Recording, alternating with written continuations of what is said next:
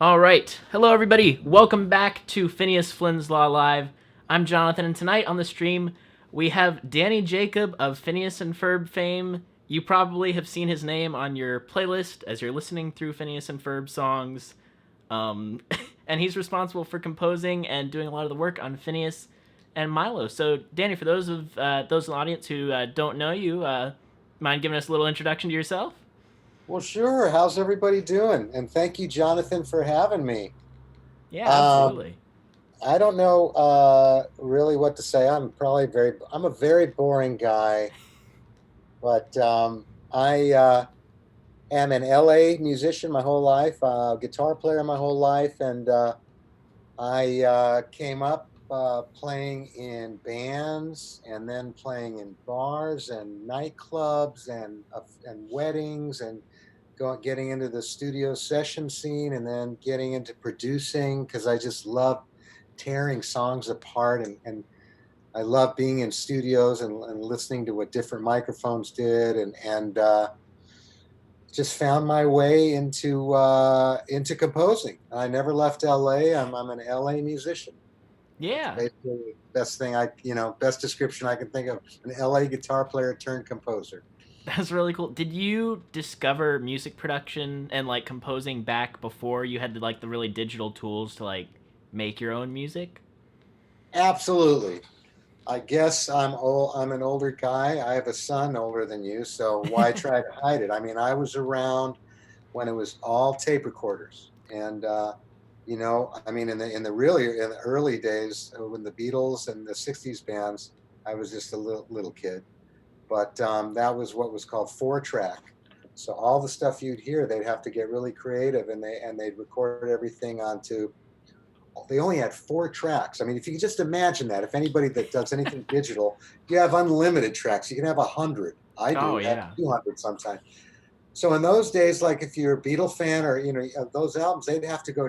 Okay, we have to take the drums and the bass and the keyboards and one of the guitars. We're going to put it all on one track because that'll give us 3 other tracks. And then on this one, we're going to do the vocals. We'll keep those separate. Then we got 2 more. What are we going to? You have to make decisions. Then it went to 8 tracks. Then it went to 16 tracks. Then it went to 24 tracks. And I remember being in a studio in the 80s where they would link together two 24 tracks. This is 2-inch tape. And they linked together 2 machines to have 48 tracks. And there still wouldn't be enough because, it's just like anything else in life. You can never get enough. Exactly. No, and nowadays with digital technology, that's all changed so much. But that's Yeah. crazy. You got your start in that industry. Did you like buy your own tape recorders to? I didn't know because in those days there was an active studio scene. Not everyone had to have their own studio like they do now. I mean, in those days, if you were going to produce, first of all, all records were made in outside professional studios. So if I was going to produce an act or produce a band or produce a song, I'd go to an outside studio Yeah, and do everything there. that's crazy. Yeah, no. So kind of like you talked a little bit about, you kind of played around in bars. You got to really learn, what different mics did, and then you got. I know you were doing a lot of Disney Channel theme songs, kind of in the early 2000s. But how did you come to work on Phineas and Ferb, like as a music producer? Like, what was the journey to getting that position specifically? Well, in the somewhere around those early 2000s, the TV animation music department of Disney um, got a new well, there's a new guy that started working there. His name was and still is Jay Stetler, and he now heads up everything involving TV animation at Disney with an incredible music department of amazing people that I can call them all my personal friends. So That's so he, cool. he started giving me songs to try out for, and so my beginnings over there. The first home run I hit was the theme song to Lilo and Stitch, the TV show, Yeah, and then I just got a reputation of sort of co-writing, but also producing, making these songs sound good. And you asked how it led to Phineas and Ferb. So Dan and Swampy write their own songs. That was a big deal for them. So they had these two songs. I didn't know who they were, but they were getting interest from Disney, Yeah. and they had these two songs: the Perry the Platypus theme and this thing called, I think, Gitchy Gitchy Goo, maybe a third one, Backyard Beach. And so I did those three songs, and that's basically. And so Jay at the music department pitched me to them and said, "Why don't you let Danny, try these songs?" And then once that happened, I had to prove myself as a composer, and they gave me the pilot. And that's when I had to prove myself with all the orchestral stuff, and that was the scariest part because songs yeah. are like have always been my life. In the early 2000s, was that still analog, or was most of the stuff digital at that point? It was digital. It was digital. Okay. Yeah. Yeah. So you kind of came on Phineas and Ferb. You did the first few songs, and like Dan and Swampy, they kind of originally wrote a lot of the songs. So when did you kind of become a part of their songwriting process? Well, no, I mean, I'm always, I've probably written about 5% of the songs. Okay, so it's like I've it's a smaller portion. I've produced over 400 songs, I think, for Dan and Swampy on that show. Some of it's cheating because all the Evelyn, we call that a song, and I did about 20 different doof jingles, but still close to 400 songs. And my job was taking their demos, which would usually be on a guitar or piano, and turning them into what you hear. Dan always likes to tell the story of how he'd call you on the phone and just leave you a voicemail of them singing the song, and then one night it got lost, and nobody knew the song. That's a famous story, and from that moment on, they learned about this thing called MP3s. And because I mean, everybody got up to their game, They started out by playing on the phone, then they started recording and making MP3s, and then Dan got GarageBand, and got really good at his own demos. Now, when he sends me a demo, it's it's just cleanup. Yeah, well, yeah. I mean, it's definitely we've all come a long way. Oh yeah, definitely. So, what exactly does a music producer do for TV?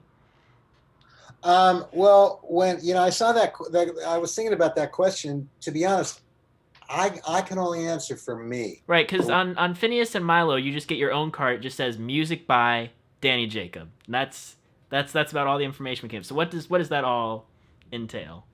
It entails exactly what I was talking about when I started to get into producing songs, when I was playing with bands. I don't think of it as TV. I just think of it as, what does this song need?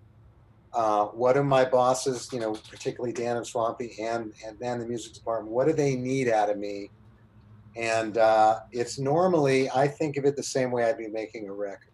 I just want it to be, mostly I want it to sound like a hit song. But I mean, if they're going to write a song like, I don't know, pick one of the craziest, silliest ones you can think. Drusselstein Driving Test Waltz.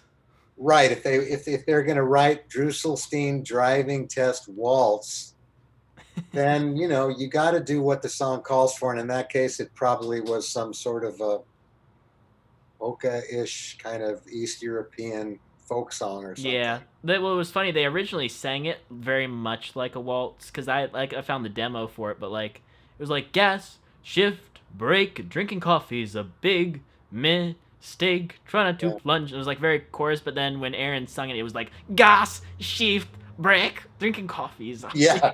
It's kind of crazy horns and everything going in. And yeah, the Aaron story is funny because, I mean, he just gravitated towards the arts. I don't understand why. I mean, just because his dad was a composer and his mom ran DreamWorks music department for a while. I don't know what happened.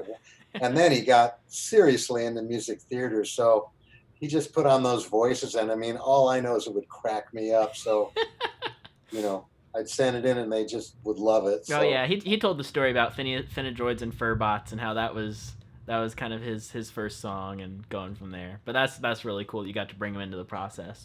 Yeah, absolutely. So yeah, I think kind of going back to music producer, it's just kind of everything you talked about. When you get the episode, do Dan and Swampy ever tell you we need this temp music or do they have temp music, or do they kind of just go wild? No, they have temp music, and composers feel differently about temp music. I'm actually a fan of it if you got guys like Dan and Swampy because they're very musical and they really know what they want. And plus, they don't have pride if they're wrong. So they'll have strong ideas, and then if something doesn't work and I try something else, they'll go, "Hey, that works," or they'll go, "That's not what the temp is. Go back to I mean, whatever it is." We trust each other, and Yeah. so if I hear Jaws on a temp, or if I hear Alien on a temp, or if I hear Back to the Future on a temp, that means I need to be original and sound like that. It's all That give sound and take, you know. exactly, yeah. Yeah, that's all part of the process. So what was your favorite thing about being on the Phineas crew during like the first season, first kind of like 26 episodes ish, and then like, and how did Disney's request partway through to include a song per episode change the job's dynamic? Like, was that something that like you signed on to do the music and then Disney said, "All right, we're doing a song per episode," or was that all tied in when you got hired? Well, for the first question, I think what it was like on the first season was I got to really go behind the scenes and see how hard it is and how creative and amazing all these people are at Disney and Burbank, and all the work that goes into making an animated series. Because most composers, including myself, I mean, we'll get something to score to, and we're in our home studios. And during those days, I'd get to go in there a lot. I'd watch them do, like, for instance, the storyboard, if you know what that Oh is. yeah. And in those days, they'd have the walls plastered with drawings. And you'd have Dan Swampy or a director of a particular episode literally do a dog and pony show for Disney executives and start at one part of the wall and go all the way around and do the voices. And they would really work hard. They'd be out of breath when it was over to sell this episode. And I'd watch it all. And then Dan would feature my song, which made me happy because he wouldn't have done that if he didn't think it would help get the episode, get the executives to sign off. Right. I'd see, the color. There was a girl whose whole job was to color, just to take the characters and do the right colors for them, and just all the people that'd be kicking around jokes and story ideas. It would help me with the music just to hang out with them. Yeah, definitely. To kind of be in the room where it happens, so to speak. Get the feel of Yeah, yeah, what vibe the show is kind of giving off. exactly. Yeah. I So I don't remember the second part. The second oh, part the of that. second part was did Disney's request to include because Dan. Okay, so little backstory. Dan Pavmar, when he tells this story, he likes to be like, so we did the Gitchy Gitchy Goo, and then Disney made a request to have a song in every episode because those first few episodes don't all have songs. So Yeah. as a music producer, when they requested a song per episode, did that change the dynamic of how you worked on the show? Well, it didn't change anything business wise, and it created more work. But I was so thrilled to do it because this was really my first full um, series, Yeah. where I did everything, and I get to produce all the songs and play all the guitars and shape the songs how I want. And now I get to do all the orchestra, do spy scenes and love scenes and action adventure scenes and poignant scenes, and I'm responsible. So it was a lot of work, but it was new, Yeah. and it just happened.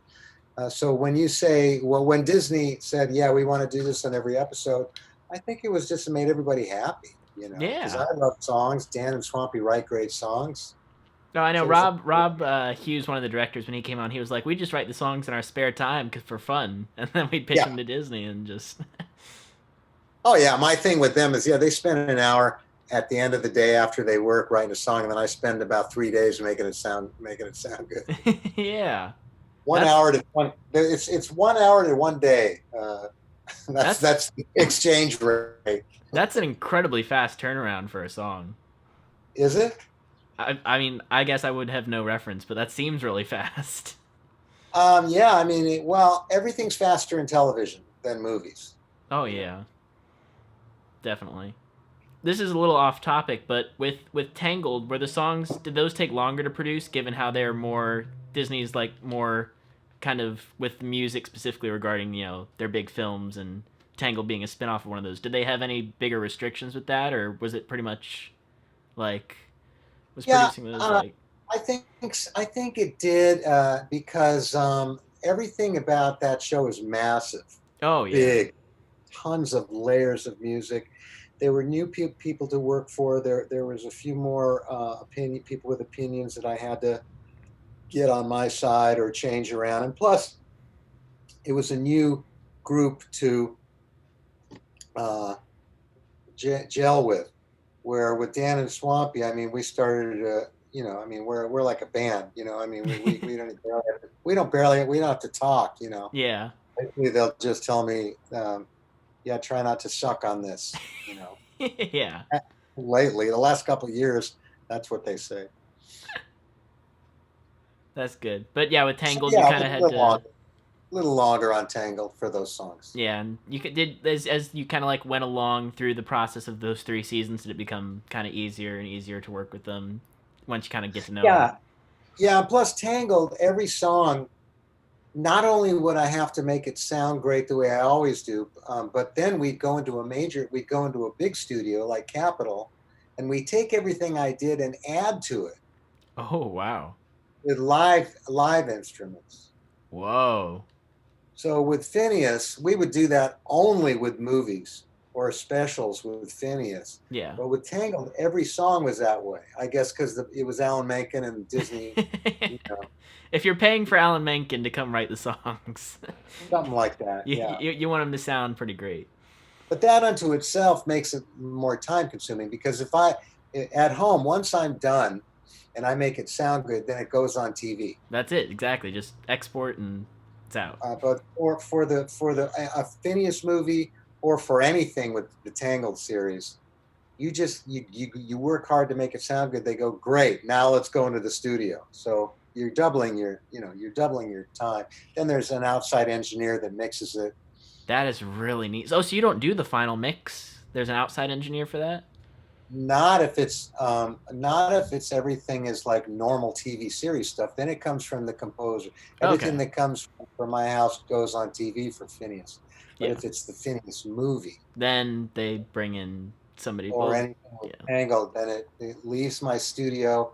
We go to a big studio, embellish it, and then it goes to an engineer. Yeah. I want to say Kevin Kleiner did the score for Tangled, like the actual musical Kevin score. Cleese. Ah, okay. Cleese. Gotcha. Yeah. Yeah. Great composer. Good friend. Really? That's so cool. I've Do you work learned a with lot. do you work with TJ Hill as well? Because I know he's doing Amphibia and Owl House right now, which is a pretty sweet back I to back. met him. I haven't gotten to work with him, but I've worked with well, Kevin Cleese was my orchestrator for Star Wars. Star Oh. Wars episode. Oh wow. So you got to work with him, and then now he then on Tangled. That's so cool. Yeah, and on Tangled, I mean, I didn't really work with him, but he would take. Well, we did. You could say we worked together, but what would happen is, so I produce a song, and then we'd give it to the brilliant Kevin Cleese, and he would do all the orchestra in his studio, Yeah. and then it would go to the studio, like I told you. So we'd talk about it later. Hey, nice job you did on the orchestra. Yeah, nice track, Danny. Yeah, that's so cool. It's a small world. Yeah, it is. Yeah, he's really, really, really talented. Yeah. So, let's see. I think we kind of talked about this a little bit. Like, what was scoring an average episode like on the first season of Phineas, and how did that change throughout the show as you kind of found the musical identity, and you know, yeah, obviously as the show goes on, things are going to change. So what was kind of the process in season one, and then how did that change over the course of the show? Well, any composer I think a season one, at least the first half of that season one, maybe during the whole season, you're finding your sound as you go. You're finding the sound of that show as you go. So add to that with Phineas that not only was that in play, but also this is Danny Jacob, who's never. I've done orchestra work, ghosting and doing little cues here and there for other composers. I didn't come out of nowhere, but still, this is the first Danny show where Right. I'm responsible for everything. So it was a lot of sleepless nights, a lot of coffee. I'll just say coffee, you know, and it was something that I'm very fond. Look back on it fondly, but it was nonstop, Oh yeah. nonstop because any composer will tell you, no matter how big they are, they always feel they're about to be fired. Really? Yeah, and if anybody says to you, "Boy, you had such a great career," what was it like? I mean, I usually say, and I'll bet you anybody says, you don't know you have a career until 10 years later. Oh yeah, I had a career. I did all those things. You don't know if you're going to do Milo or something else or not until you do it. And you don't know how people are going to respond too. Like you can come up with something that you think is great that people just either don't see or doesn't get Yeah, out there enough or yeah, yeah, but with Phineas Disney really put their horse behind that show. What is it? They put the yeah. They were. cart behind the horse. I forget. I don't know what the idiom is. I think that's good. Cart behind the horse. Yeah. Um, um, I think Disney was really great with Phineas and Brave because it was a really out of the box kind of a show. It went away from the normal formula, and I think that hats off to them for. It's not like I'm kissing anybody's butt or anything. Yeah. Hats off to you, Disney Channel. You made a great choice. So you kind of mentioned like you're finding the identity in season 1, but like by the time you got to season 4 and you're doing kind of like just it's another just regular episode. Like at that point, is the process faster? No more late nights. It's much more manageable. Uh, in some degrees it is, and then in some degrees it's not. It is in the sense that if you start to develop a library of tried and true music that the creators love, so then you can sometimes recycle them and or you keep writing, but you already know. Okay, here comes Perry. I certainly know what to do now after 8 years. Da na na na da da da da. Thank you. Yeah, yeah.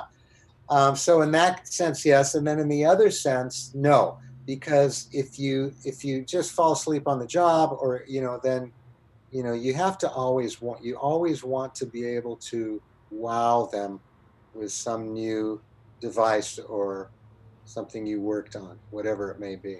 Right, and especially with Phineas, you want to make sure the music supports the comedy, in particular, because music can make or break a joke in so many places. Oh yeah, I mean they used to call me a comedy killer in the beginning because I would just write through the jokes, and it took me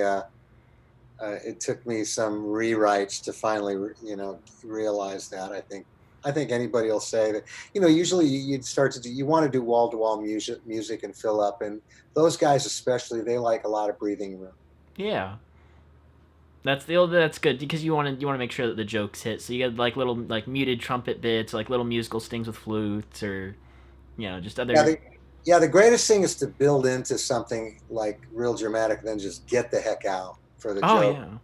And I think the secret to Phineas for me was I took the characters very seriously. So Definitely.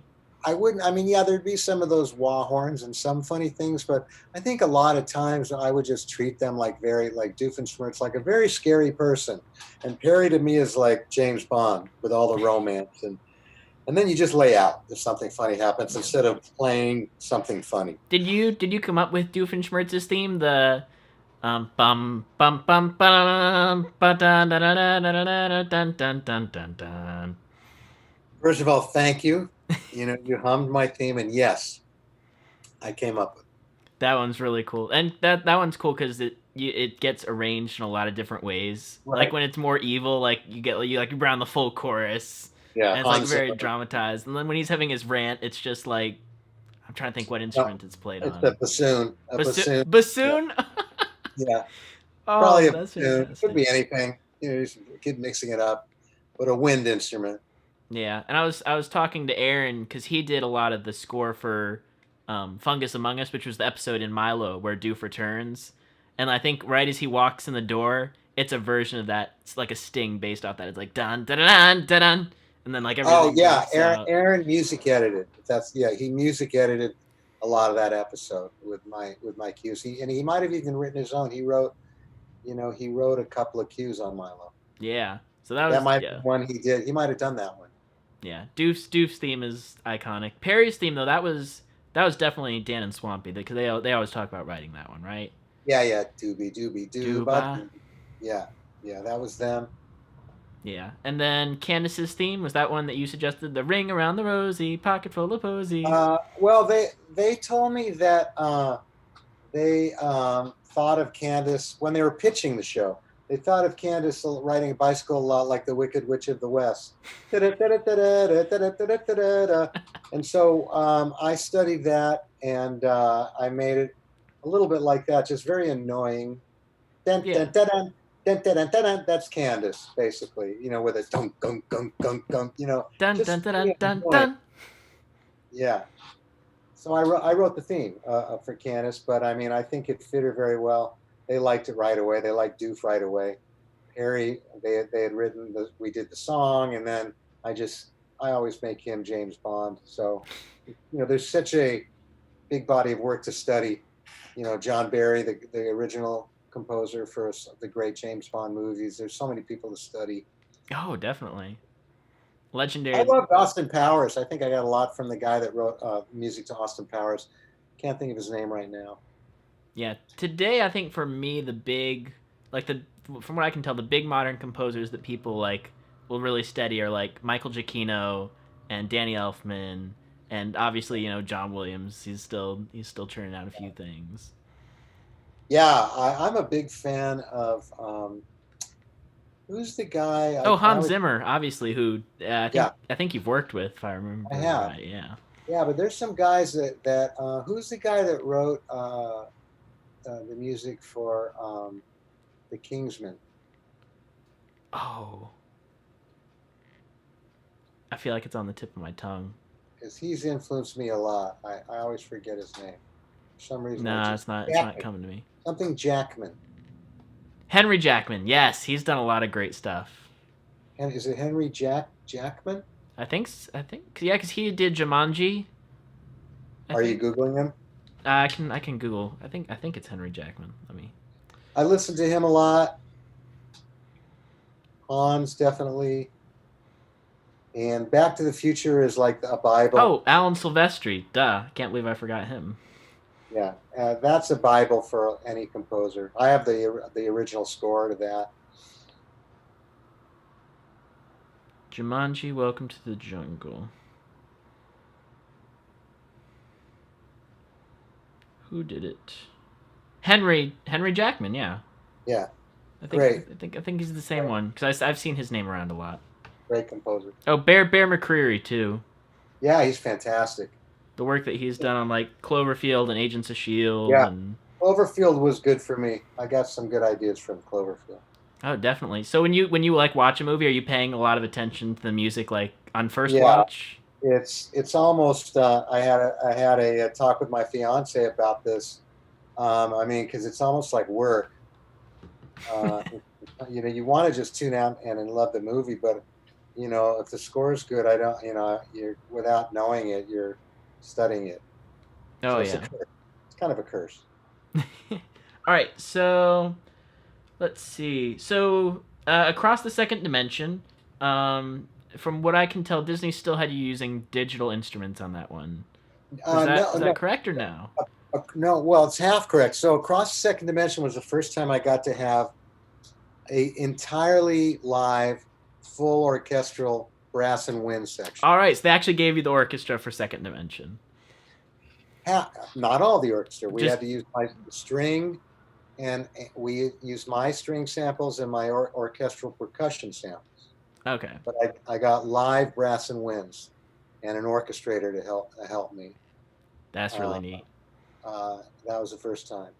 So that movie was made in the midst of show production. How did you kind of balance the show and the movie? Were there any challenges to it being a movie and like Yeah, being that was my first movie. So I mean, anytime it's a first, everything takes. It's a lot more scary, and it takes twice as long. And then so it's great because you get time to really develop a theme instead of yeah. cutting it so short. And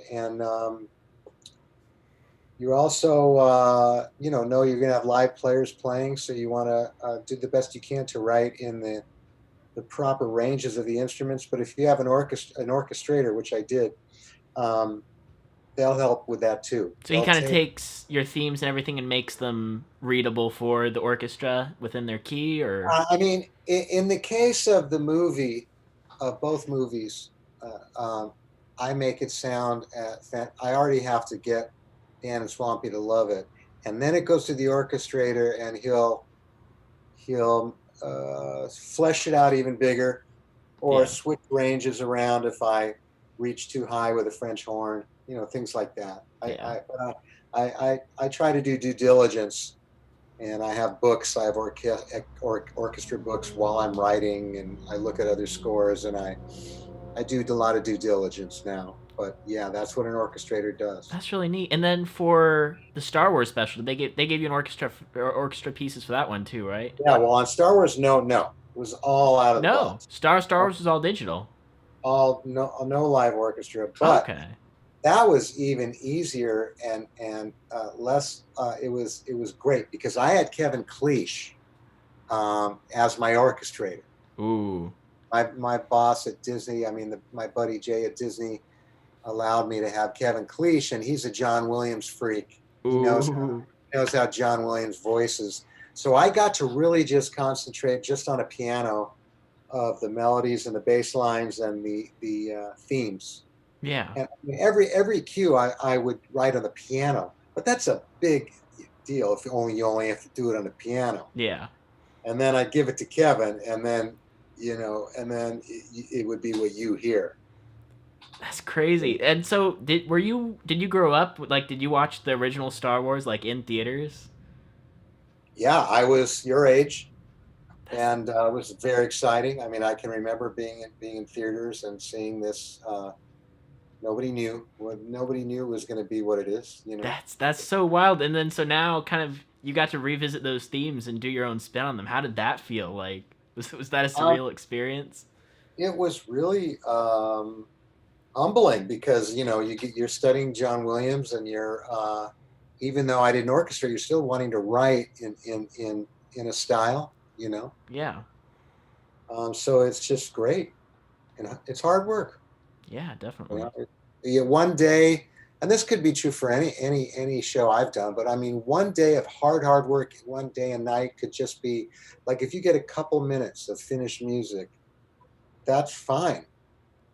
Yeah. 2 minutes for a 12-hour day is for me three. If it sometimes it's three, it's like that's good.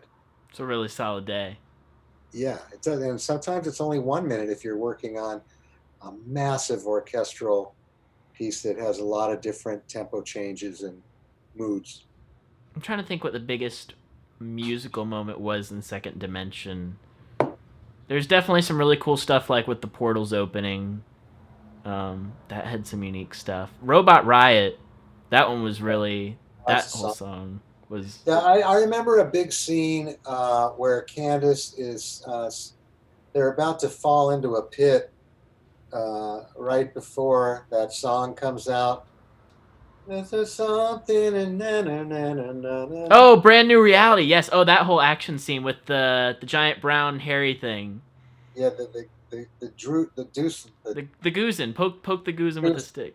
yeah. So there's a long action adventure scene where Candace saves the day. I think the Candace from the other reality. Yeah, and Fight. she comes in and she gives him the remote. Yeah. That was a big scene that took a lot of time, Oh, and I she had had a great electric guitar theme. If I remember when she came in, it was like da da da da da da da da da da da da da da da. maybe Maybe no, maybe I'm misplacing that. I don't know. I don't remember an electric guitar there. But yeah, it definitely was a heroic thing, and then back into a action adventure, death defying thing, and Oh that was yeah, and all the Norm bots are coming in, and yeah. Brand New Reality is such a fun song. You sung that one, right? Or was that That's my buddy Robbie Wyckoff, Robbie Wyckoff? That makes sense. 'Cause and he's all over. He's all over a lot of stuff I do. that's really cool. He sang the opening theme to that movie. Everything's better with Perry. Yeah, yeah, That song became iconic. yeah. It did, and he and I used to play bars together. We used to play a club called Cafe Cordial. We were in a band called the Disciples of Groove, and it was a famous club in the Valley. And we just became good friends. And I just started using them, and they loved them. That's so crazy how many different people from so many different places come together to do work on the shows. Because, like, I know Dan, he had his band Keep Left, and he'll bring them in to sing songs sometimes. And yeah, they write together. Yeah, absolutely. I've used his bass player. Whenever they write a song and the bass player comes over and he plays bass, and it's really fun just to sit back and let someone else play. So you're set up so that you can just have somebody plug their instrument into your computer and it'll just record what they play? Well, my studio is made for a guitar player, so I have about I have five of my favorite amps. I got big Marshall speaker bottoms in another room. They're all mic'd with my perfect mics. There's a lot of analog that happens before it gets transformed into digital. Oh yeah. Some composers, if they're not guitar players, they don't deal with that, But I'm kind of a snob because there's so many boxes you can buy for a guitar now that you can just plug into GarageBand, or you can just plug into your computer, and there's something you can stick on it that's like a digital representation of a Marshall amp or a Vox amp or a Fender amp. But it's not the same. For me, I would never do that. Well, and the guitar is such a versatile instrument too, to be able to, have your studio kind of tied to that and your knowledge of the guitar to kind of take that and then apply it to everything. I don't really know where I was going with that sentence. Yeah, that's the story of anything I say. I mean, but at this point, I'm dug in. There's just no. I mean, it's possible that no one will know the difference. It's even probable that by the time it's in the TV show with a bunch of explosions, I could have just plugged into GarageBand, but I'm not going to do it. Yeah. No, that's really neat. I'm just looking at the chat. People are like talking about songs. We Gotta Get Gone. That was one from the video game.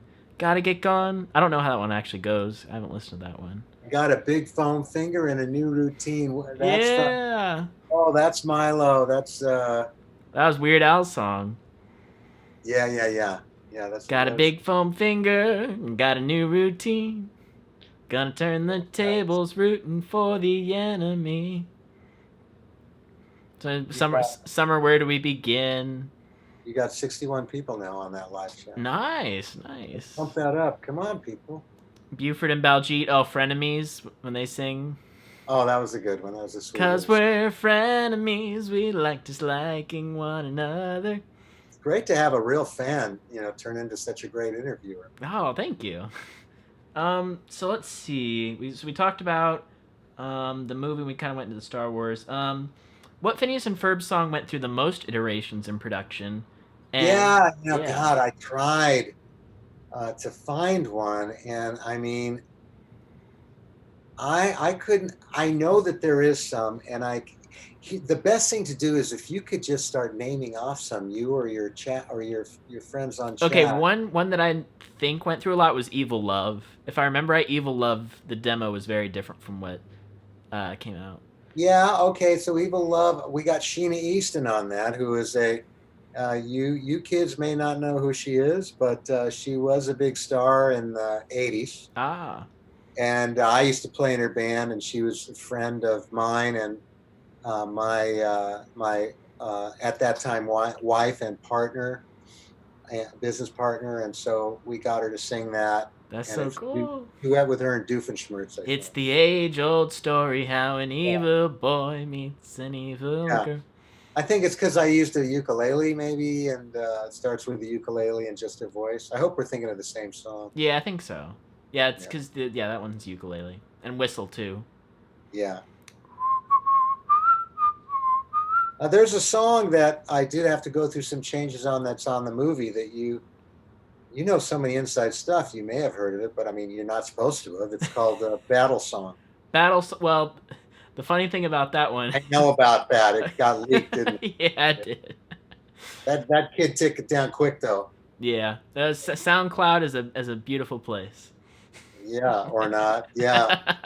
But Battle Song, you'll hear it. It's great. It's a great song in the movie. It's happens when they're going to. They finally. Phineas gets these. There's this group of people that are kind of cowards. Yeah. And Phineas gives them the pep talk and gets them to go. Let's all fight these people. And it's coming on the left. Yes, we're hiding on the left. I forget how exactly it goes. Yeah.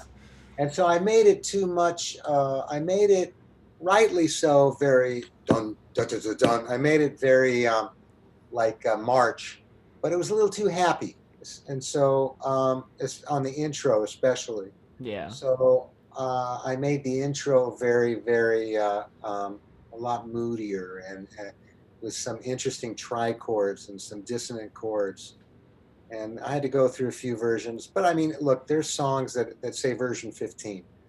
If I really was, I'm actually in Arizona at my fiance's now, where we live in Arizona. If I were home, I could have gone to my main computer and looked at the biggest. I would have just typed in V20, and one song maybe would have came up. And, I'll have to get back to you after that because I'd still love to know afterwards. I could tell you. Yeah, but you got the name songs, and I could tell you. Let's see, watching and waiting, 'cause we're watching and we're waiting on the edge of our seats, anticipating. Yeah. I don't remember that taking a bunch of time. That one, let's see, stacking steel, laying bricks, pounding nails, and moving up quick. Swampy. I think he wrote it with the Usual Suspects, but he played a big role in that song, and I made it very Beatley. I made it very like something John Lennon-y. Oh yeah, he definitely. I think Swampy sung that one in the final. Yeah, but Swampy and Dan both have great musical sensibilities, and Swampy has been very helpful to me. There's a song I'm very proud of called the Quirky Q. I should take you everywhere because you know everything I do more than I do. And Swampy was the inspiration for that. He gave me a piece of music that he loved. I can't even tell you what it was called anymore, but he is the obscure guy. He comes up with this stuff that is so like what we used to call the album cuts in the 60s and 70s. The cut, not the hit song ones, just the cool ones, the alt albums from the 70s. Bootleggy out, and this was this very European, weird, just irreverent song with little fluty things, and that inspired me. And he does that a lot. And that song was that was a little more of a pop song, but we made it kind of weird, Beatley. Have you heard some of the remixes that fans have done of these songs? Like I know there's like a lo-fi version of Platypus Controlling Me. There's like a acapella Quirky Worky song. Like people remixed all these things. It's crazy.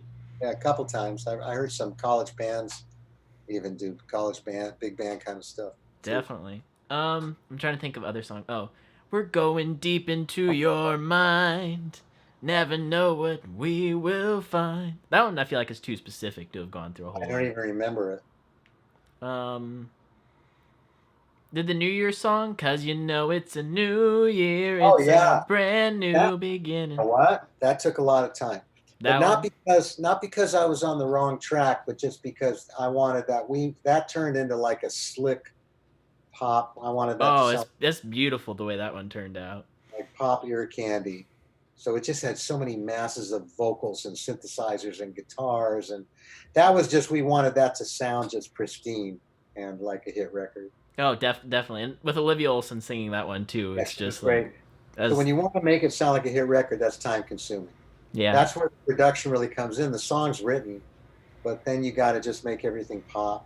Yeah, there's one that Robert Lopez, he came in and did for it, was Aerial Rug. You can't see much of the skyline It looks like more of a grid. Who sang that? I want to say Aaron did. It's a viable variation of you, but something I'm sure we'll be glad that we Yeah. did. Well, that was just like a really pop show tune. Yeah. So I just started listening. I had to do it all at home, so I didn't get access to a live orchestra. But I listened to a lot of Broadway stuff. probably just stuff from the Book of Mormon or stuff from Beauty and the Beast, Alan Menken stuff. I just listened to Disney classics. Oh, yeah. I try to keep it more in the last decade rather than going really far back. But Definitely. All right. yeah, So we can maybe come back to some songs later. Talk okay. about other ones. Oh, is there a song where the final iteration wasn't your favorite version? Um, Another one that'll be hard to answer unless you kept rattling off songs. Ah, gotcha. Yeah, we'll come back. We'll kind of rattle off some more songs later. The thing is, one of the reasons that that's a hard one is because we're a good team, Dan Oh Swampy yeah. and I, and the music department. I mean, we don't make things worse. No, definitely. Well, Dan likes to say he's like he'll like give you a song sometimes. He says, and he's like, and I'll be like, no, this isn't how I wanted to sound. And then he'll listen to it in the car 5 or 6 times, and he's like, this is the way it should sound. Yeah, but I mean that takes a lot of confidence. You know, Dan is confident and talented. You know, when you're that good, you know, you'll say that you don't have some ego or axe to grind. You know, we're all that way when it comes to just wanting it to be the best. Yeah. Oh, somebody asked, did you do or yeah, you did do the Star. You didn't write them all, but you produced the Star Wars songs. What do you think? Like so, Tatooine. I think Dan said that one was a really hard one to get right. You can Yeah, look, but you're never gonna find a better place to be. yeah, it's a great song, and I think what I love about that song and the whole show was that it really kind of paid homage, but it was like our take. It wasn't Yeah. just, it wasn't just like this quick spin-off thing. It was like an alternate story, and the songs were ours, but you know, like Phineas would do them, but big. When you got the time to have to fully explore that side of the world. Like it wasn't 22 minutes. It got like the full 45, 51 minutes something Yeah, yeah. treatment. I remember Dan or Swampy posted this amazing. It was somebody that of note that talked about all the Star Wars spin-offs and how this one really was up there as one of the Yeah. best. I think another song. Oh yeah, Sithinator. It's a Sithinator. It's a really cool machine. My Yeah, evil will be oh, greater than Darth Vader's ever been. yeah. Well, Doofenshmirtz likes show tunes. Doofenshmirtz is big with show tunes, so you know that's a formula now for us. I mean, he Yeah. likes show tunes. He's very, very. He has many layers. Oh, yeah. To Oh, in Actor Age, he gets his kazoo song. Uh, oh, how did I'm blanking on yeah. how the song starts. All my friends have spray on tans, and they're getting back together with their I old played, rock bands. I played the kazoo solo, but Doofenshmirtz, he's just this evil. He's such a genius, but then he does such dumb things. I mean, with a self-destruct button, you know. Yeah. So when in the second dimension he meets a real scary version of himself, Yeah. it's like Doofenshmirtz always has a heart. Like I love the Nemesis song with my Nema Nema, ooh, Ooh, my, my name. Yeah. and I love the moments we didn't get along. The sad, That song is beautiful, and the extended version of that one that made it onto the album too. Like, yeah. I think I listened to Randy Newman, and I mean, I just want it to be real, real sad and I mean that sweet. that one's that whole episode is iconic for those two songs. I think like people Yeah, really yeah. remember I love those those. two songs. I love those two songs. But now you're doing battle with a panda from Yep. Seattle. Yeah. Every time I listen to another song, it is my favorite. This is Jamie Zeller. Most of the songs from uh, PFLs. What's PFLs? Oh, I think that's. Hold on. Let's see. Oh, anyway, it could have been It could have been anyway. I think that's Uh, just PNF. yeah, yeah. Um, Uh, Oh, it's As somebody saying My Sweet Ride. You're gonna love just what this car can do. It's got like that's not My Sweet Ride. My Sweet Ride is me singing it, and that's like a real bum bum. That's like a low like hard surf rock song. there were two versions of it, I think. There was the intro that's at the beginning of the episode, and then there's the version that the characters sing. Oh, look at you. Yeah, because they wanted to they like did like a special title card and everything for that No, one. I take it back. I'm thinking of something else. That's called this is dementia you're saying right now. No, I'm talking about my ride from outer space is what I was Oh, talking. you're my ride from outer space. This is my ride from outer space. Yeah, that was me. Now I'm thinking of there's nothing I'd rather do than take a moonlight drive with you in your sweet ride. Yeah, more. Is that a '50s like a 19 Yeah, 50s rock? song. Yeah, Yeah. Happy Days. Yeah. Somebody else said I want my letter back. Postmaster General, please help me out. I wrote a boy a letter, now I'm filled with doubt. It Yeah, was a sentimental notion. saying that? That was Allison Stoner. Okay, yeah, She has very high pitched voice. Like, I don't even know yeah. if I can She's get great. that key. Very talented though. Oh yeah. Really, really talented singer and actress. Let's see. So, kind of moving a little. Oh, that was a car.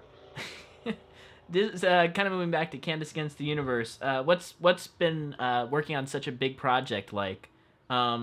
With you got I think Dan said like 11 songs. There's new locations, new characters who probably need like new motifs. Do you have a new favorite piece of music from the movie? Like anything that you can say without kind of spoiling too much?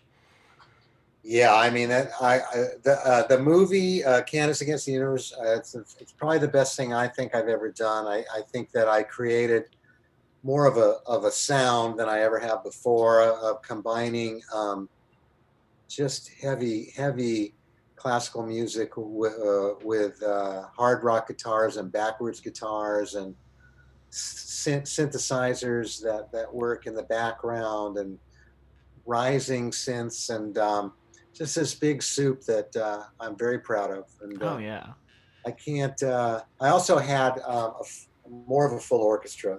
I had full strings, Yeah. so I had full strings section, full brass section, full winds, Wow. which is a first, and a killer orchestrator named Jeremy Levy.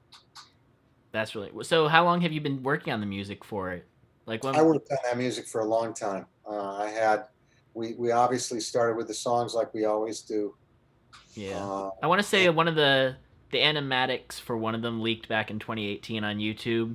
mhm. Nobody recorded it, but like so the songs were like they're being written like over 2-3 years ago.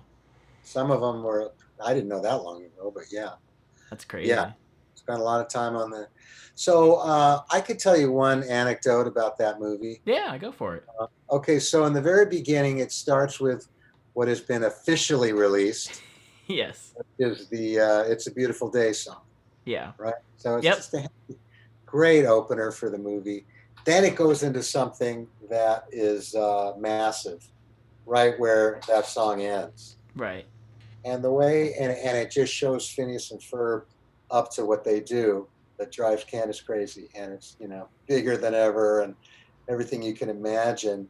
And Dan wanted it to be really like hard rock and roll, and he gave me something from Aerosmith or something, and I go, okay, this is cool, but I haven't done anything for Dan and Swampy in a while, and I'm scared again of, they're big now. They could have any composer they want. I want to really do something to prove myself again. So I did something like big and rock, and then the credits come. And when the credits come, it's like Star Wars kind of credits. It's like big time. Oh. And I went full theatrical. I went full cinematic on that, and it just weaves between the hard rock and into this huge orchestral thing, just launching these characters back into everybody's imagination, and they really liked it, and that made me feel real good.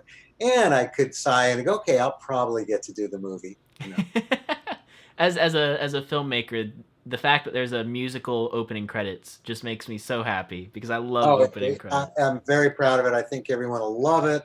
I mean, it's just the kind of thing that makes you want to stand up and scream if you're a fan, even if you're not one. Just the way it introduces the movie. It's probably my favorite part of the movie. The movie's great. Not that the movie is not without a million other wonderful. Oh yeah. So that piece of music that I just described is one of my favorites. There is a theme for the bad person. Do you know who? I think it's Super Big Doctor. Yeah, Yeah, it's like I keep being. I don't know what I'm supposed to say. No, Disney's they've announced that It's the Super Big Doctor has a theme that is very mysterious at first, Ooh. and it goes into a couple of different places. Mama has Mama. I play real scary. That's the growing. You know who Mama is? No, we don't. We don't know who Mama is. I won't say who Mama is. There's a reoccurring. The theme I wrote that's so big and positive and triumphant that when the credits come is the theme to the movie that will, and I weave it throughout the movie in all kinds of different styles. Wow, and we'll have to look out for that. Sometimes I weave it into a very, very scary, or I can't. It's not scary. The actual word would be more intense. A combination between mysterious and scary. Like you're not sure what's going to happen. Well, Dan Swampy have definitely said that this movie pushes the stakes and where these characters have gone. So it's really cool to see that the music is kind of growing with that. Yeah, they're gonna. I think it's going to keep all of our fans and win a lot of new ones. That's really fantastic. And then so yeah, with kind of scoring the songs, would you say that this has been bigger? It was like a bigger project than even Second Dimension at the time? Way bigger. Wow. I think for all of us, but I mean, speaking for myself, way bigger. I mean, just to use as full an orchestra as I've ever used. And to have just in this business, you either get better or you die. Yeah. No matter how good you were a year ago, but once it's been done, everything moves on. So exactly. I think it's a culmination for me of that same concept. It's like everything that you've learned and done has led you to this movie. Yeah, I mean, I think that I think it's my sound. I mean, I don't know if I would have said that so confidently even 5-10 years ago, as much as we had a hit show. That's very exciting. Well, I'll see it in less than a month, so we'll definitely tweet you about the music, I'm sure. I hope so. All right. So as Phineas and Ferb drew kind of to a close, like the actual series, there were a bunch of different episodes, like Return to the Second Dimension, where they went back to the second dimension. Hey, we got ready for the Bettys. Somebody just posted ready for the Bettys. That was a good one. Yeah. Then we also had Doof 101 where he becomes a teacher. Right. Yeah. And then the Alka Files. Yeah. So those you could tell they were kind of like trying to figure out what they were going to do next. Did they ever ask you to create like a specific sound for any of those to make sure that Disney felt like they wanted at one time they could have been spin-offs, and I don't know all the machinations behind the Disney executives as to why or what, but Alka Files that had a rockin' theme song but first of all, like that. Yeah, that started out. Well, that was kind of like a rock spy. Right? Yeah. Dun dun dun dun dun dun dun dun dun. That was Aaron. Singing it too. Yeah, they wrote that, and I wanted to make it something like Peter Gunn meets Mission Impossible. I don't know. I feel that, yeah. And we made all the characters have their themes, and they were all the animals were, sleuths, spies, and cat. So yeah, I wrote it like I wanted it to be a new show. The music. Yeah, that's really cool. And I think the last time I watched it, I noticed that a couple themes from that were new to that carried over into Milo, like specifically some of the action stuff.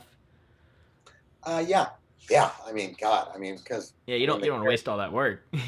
Well, yeah, and plus, the character of Milo, I mean, it's like every freaking episode has to be explosive because all bad things always because of Milo Murphy's Law. Exactly. Like non-stop action adventure. Oh yeah, okay, yeah. The action theme that I remember from Alpha Files, it's dun dun dun dun dun dun dun dun dun dun dun dun dun dun dun dun. Yeah, that's what I thought you meant. That you were talking about the theme before. Yeah, that's kind of the I was general thinking action theme. the carnival scene.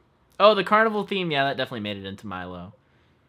Yeah, what was that Yeah. one based off of? Because I feel like that's kind of familiar, but Those from the Alka Files, and I don't know what. I mean, it's just a culmination or just a combination of just a lot of theatrical, a lot of cinematic elements from different spy shows, and might have been listening to Die Hard. I mean, so I love the scores to Die Hard. Sometimes I would go there. yeah. I'm thinking, oh, the big song we like from that episode is the one with Kenny Loggins. They look Yeah, so focused, they're making plans.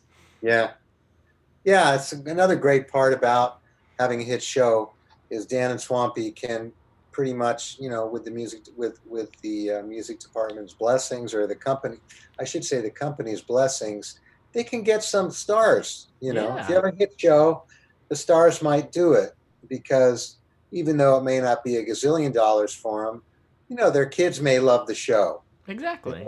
They may have heard of the show and they go, yeah, I'd like to sing on that show. So we had Chaka Khan, Kenny Loggins. Oh, Shaka Khan and Clay Aiken. That was Yeah. Summer Oh, yeah. Belongs to You. That one was iconic. Yeah. Yeah. Exactly.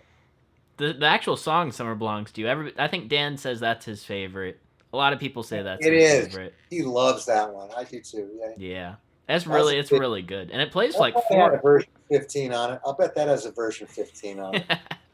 I mean that one, it like plays for like 4 minutes of the episode at the end. They give it the full like 3 verses and I think 3 choruses. Yeah. Like in the episode itself, which is wild. Yeah, those songs are massive productions. There's a song like that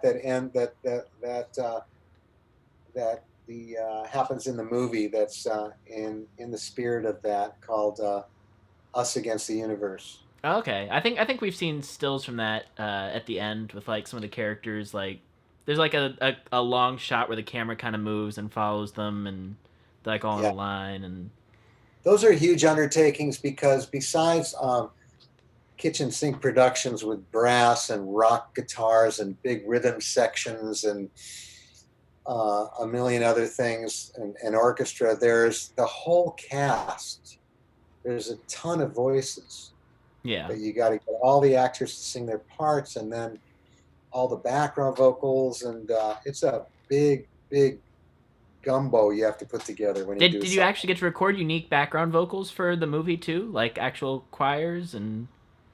No, I mean the background vocals are most of them start out with the big background vocal sound that I've always done in my studio, Yeah, which is myself and Laura Dickinson and Aaron and Robbie. I mean, we just do that, and then we'll add to it with all the characters. So then yeah, my stuff may be tucked back, but it's always a huge sound.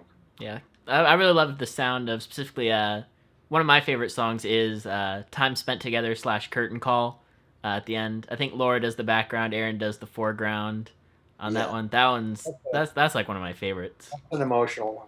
Somebody said in the comments, I just thought this was interesting to bring this up. Definitely got a Kim Possible meets James Bond vibe from Alka Files, and I know didn't you do something for Kim Possible? Yeah, I mean, there's stuff from Kim Possible and that I remember. I tried to get the theme song. I didn't get that, but the thing that I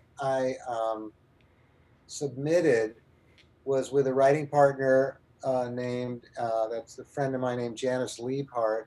They liked it so much that we got to do it in an episode. Was And I that the forgot. mole rap or? No, it was called. I can't think of what it was called, but it was featured in an episode. So some people are saying, is there any possibility to get a soundtrack for the background music in the series? Now I know like composers on other Disney shows like Star, they'll just like release their full suite of stuff they've composed. I don't know, do they have to get permission from Disney to do that, or is there like I what's all got the terms for that? good news. I got good news for you. Who asked that question? I think Cartoon Fan 18. Cartoon Fan 18. We have a soundtrack album coming out that's got 10 minutes of score, and I got to pick my favorite stuff. Oh my gosh, that's amazing. So with 10 minutes of just score, That's wild. and then it's all the songs plus bonus songs from the movie. Like That's Chop Chop Chop's a bonus. There's a song, Space Adventure. Remember Space Space Adventure? Adventure. It's an adventure in space. Well, that is part of the. You know what? I'll say no more. Yeah. You know, it's yeah. The excitement is off the charts for this thing. It really sounds like Disney is putting far more behind this movie than they ever did with Milo, which is really cool. Cause like the behind the scenes stuff, that's what the fans live for, you know. Yeah, well, I mean, Milo was a wonderful little journey for all of us, and I kind of look at it myself as sort of a little bridge between Phineas and the movie. You Yeah, know, Phineas, and definitely, then bringing back Phineas with this movie. definitely. Let's see. So Phineas and Ferb's sound, I think we talked about this a little bit earlier, but it often came from the use of many character motifs and recurring themes to allow punchlines to hit. Um, so like, how did you? No, we already answered this. Like, how did you keep it a balance between fresh and repetitive? I think you kind of talked about that a little bit more. Yeah, I mean, yeah, I don't remember if it was when we were chatting before, but I think that you find your sound in the first season, hopefully before the first season's over. Yeah. Then the second season, you're just grooving. It's easier because then you know what the sound is. Then the third and fourth season, in some senses, is easier because in Phineas's case, we can recycle cues that everybody likes. But then you want to reinvent yourself uh, in some ways, because the last thing any composer wants is to just be, oh, well, that's that sound. Right. You always want to grow. I think this would be true for any walk in life, any career.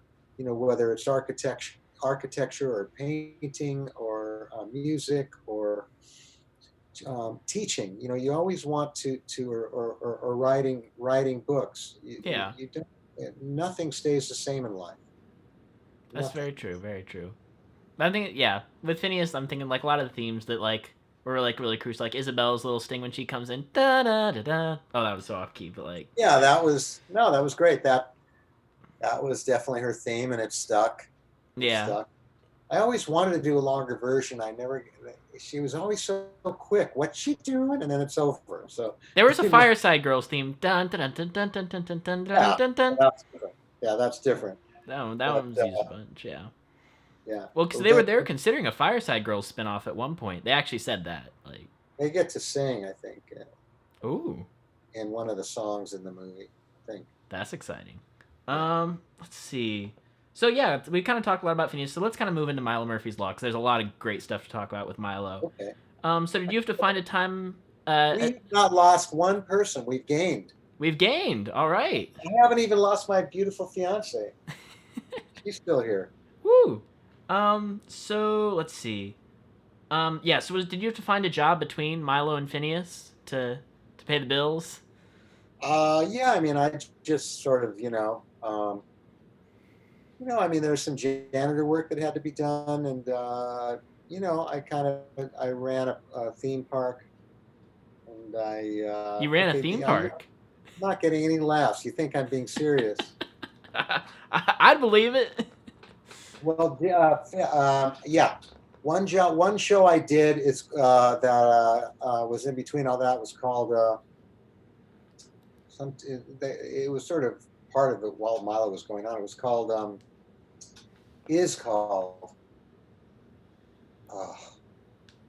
it's an anime show that's My Hero Academia. Beyblade Burst. Beyblade Burst. I've heard of that. I think that's a Disney anime. Yeah. And that's actually it wasn't through the music department. It was through a Japanese production company. But I did that with a partner named Leland Cox, very talented guy, and we did it together. And that's out on Disney Plus. Beyblade Burst. It's real big. Very, Very very cool. big Hans Zimmer-y kind of. Very cool. So, I brushed over this with Phineas, but for Milo Murphy's Law, a lot of the sound of the show, it's very different from Phineas, but it's centered around how the theme song was created. So what influenced how the theme song came to be, and were you involved in the process of writing the theme song to fit the sound of the show? No, Dan gets all the credit for that. I mean, he was inspired by a video somewhere, a famous like video of just a lot of stuff happening when someone's just singing, like Yeah. massive explosions, and the guy's just singing like it's not happening. And I think he had a brainstorm, and so he wrote the song. He came up with the digga digga ding ding digga ding. So I mean, if anything, that was. It's always easier for me when they didn't care about the demos and they would just give me a dumbass little guitar, because Yeah. then it's like an open, it's like an empty slate. Yeah. You can Is kind that of the make your own musical palette with it. In this case, he did a really good demo. So not only, so I had to make it better. That was something that was already pretty darn good. The guitar riffs in that song are wild. Yeah, I mean, and he came up with a good amount of them. I mean, I embellished. I hope I made it better. But I mean, if I played you the demo, you'd go, oh, yeah. I mean, Dan's demo, yeah, Yeah. Did you sing background vocals for that song? yeah. Robbie, and I. Okay, yeah. So I Yeah. was curious, was there a demo version where it was go Mikey, go Mikey go when it was originally Oh, Mikey? I don't know. Not when it got to me. Okay. I Cuz think it might. I think the show might have used to be called that. well, yeah, when Disney first announced it, when they were announcing Alka Files, and then they said the next show from them was going to be Mikey Murphy's Law, and then they changed it to Milo after they found out Mikey Murphy was a person in real life who had like followers. Oh, I thought it might have been because too close to Mickey Mouse or something. I don't know. Oh, I've heard that. I've heard that story too. I've also Yeah, heard that Mikey Murphy was a real person. I don't know which one. yeah, Probably a combo of both. yeah. But I don't. By the time I got it, there was no talk. It was already Milo. There was no Gotcha. go Mikey go that I had anything to do with. All right. So for the entire run of Milo, there's some strong musical motifs tied to the story. One in particular is the Professor Time theme, which is used in Missing Milo when they're talking about him, and then it's reprised right before they meet Professor Time in Fungus Among Us. So was this just kind of going back to look at the previous score you had done, or were these bits planned, or like with more story driven motifs that Phineas never really had? What was that kind of like?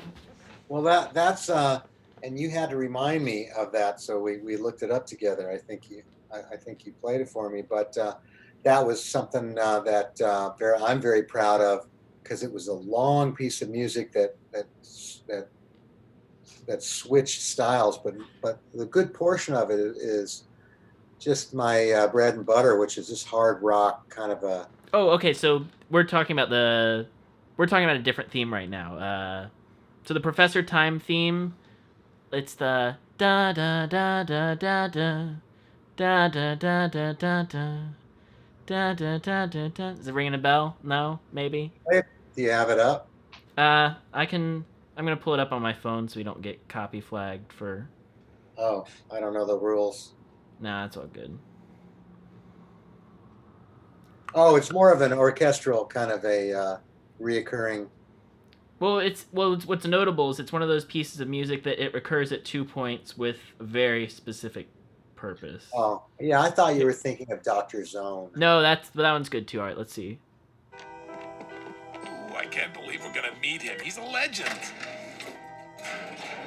Well, he Oh, will be. yeah. A legendary inventor and brilliant innovator. Kind of goes If back anyone and can help forth. us, he can. And it's played like when they Hello? first mentioned Professor Time. Yeah, that's just a great device to play. It starts out in a typical minor key, and then the bass, the tonic stays the same, but then you play it in like a third higher, or it could be a flat fifth higher. Yeah, and it creates this very kind of suspenseful feel too. Yeah, yeah, it's a great little trick. All right. So, can you tell us some fun stories from Milo production? Hardest episodes to finish on time, original music you're most proud of, songs that were cut, anything like that? I think that the thing I'm most proud of, you helped me with because you reminded me of that long queue. Maybe you should set it up because Yeah, so it's at the end of the Phineas and Ferb effect. If you guys remember, so there's this gigantic battle scene where the Dakotas are all fighting the Pistachions, and everything kind of gets really really wild. And what happens is there's this really great rock piece of music that kind of goes in and out throughout the battle. But what's really cool is that it builds to this really cool climax towards the end as they are approaching. So again, I can't play the video because I don't want us to get taken off of YouTube. Yeah, I mean, is that the ending? It's the ending of the big story arc. Yeah, yeah. I mean that kind of wraps up so much because those pistachios, I think they showed up in the end of the first season. Yeah, that was Pistachions. it was the end of the first season to the beginning of the second. So like the last appearance was the first episode of the second season, the big Phineas and Ferb crossover. Yeah, yeah. So it just I love that particular piece. So are we talking about what episode was that long piece that you played me where That was the Phineas and Ferb effect. That was the crossover, so to speak, is kind of the shorthand. Yeah, so that was a great one because it starts out with this just thunderous hard rock thing with strings. Yeah. And then it goes into the this orchestra and this magical thing, and it modulates into a lot of different keys with a choir. And another favorite moment was when I started listening to, I think, Sphere and Loathing. Yeah. That was when the gigantic Dioge shows up. That was a long piece of music too that I'm proud of. Yeah. So I'm gonna play the little bit from the Phineas and Ferb effect. Oh, look, it's Vanessa's dad. You remember him.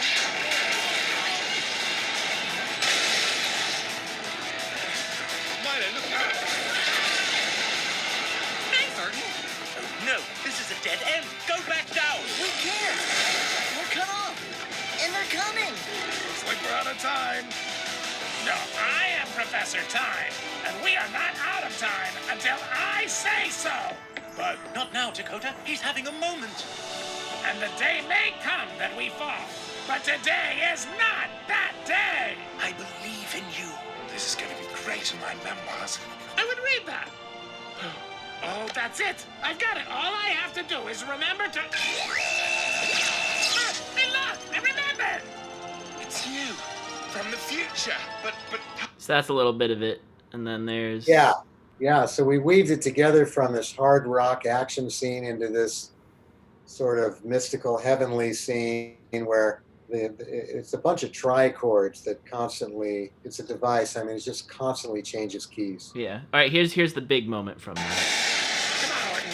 It's time for you and me to live up to our destiny. Time for danger. Time for action.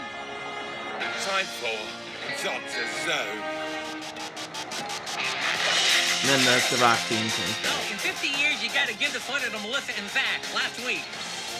It'll make sense later.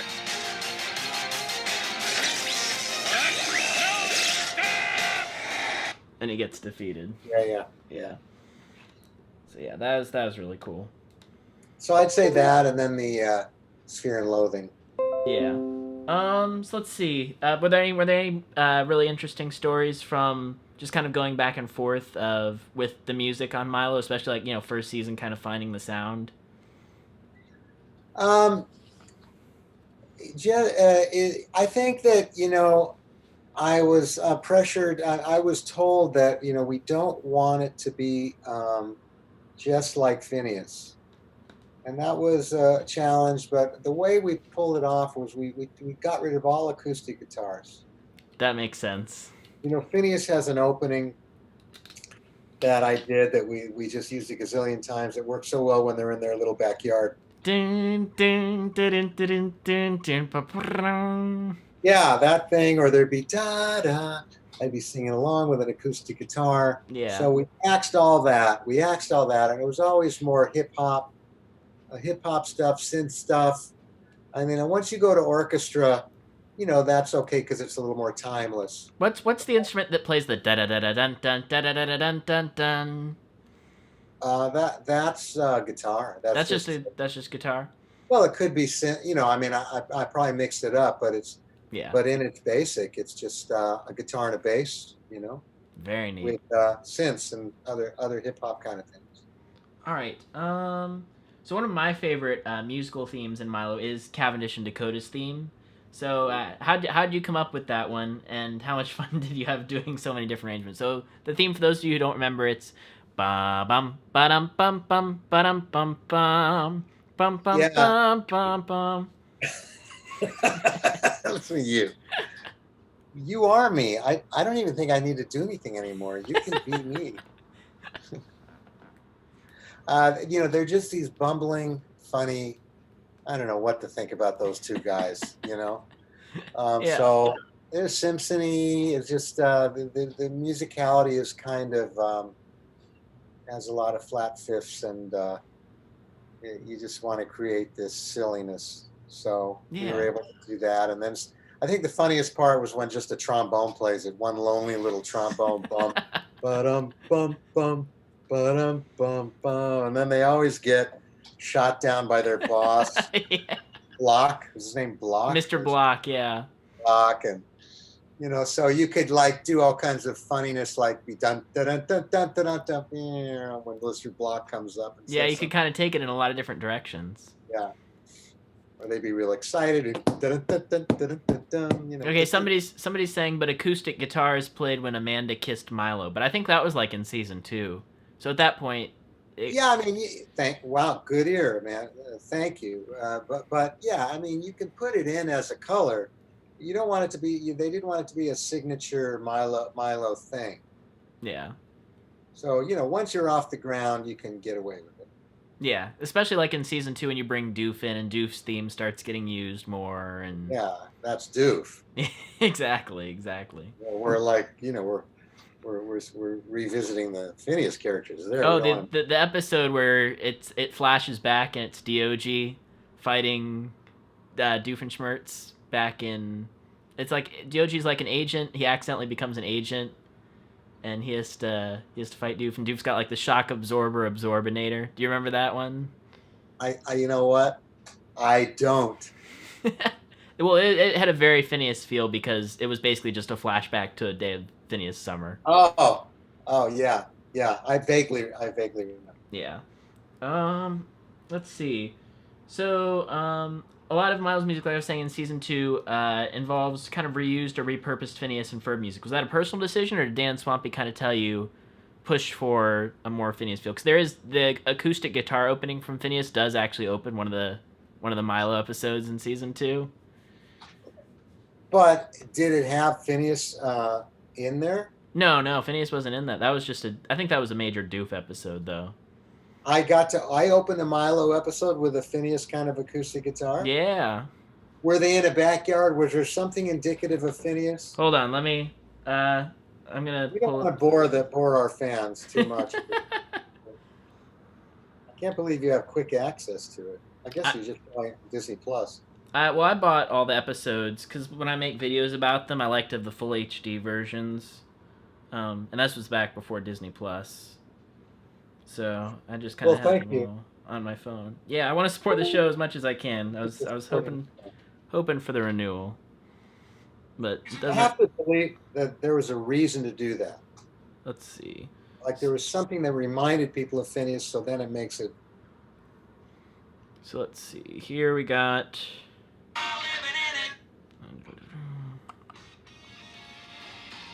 All right. Here's what it sounds like.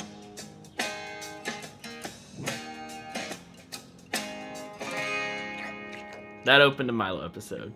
So, it's been weeks now. When are we going to do something about Doofenshmirtz? I don't know. I just got away with it. You got away with that one. I put a hip-hop beat on it, though.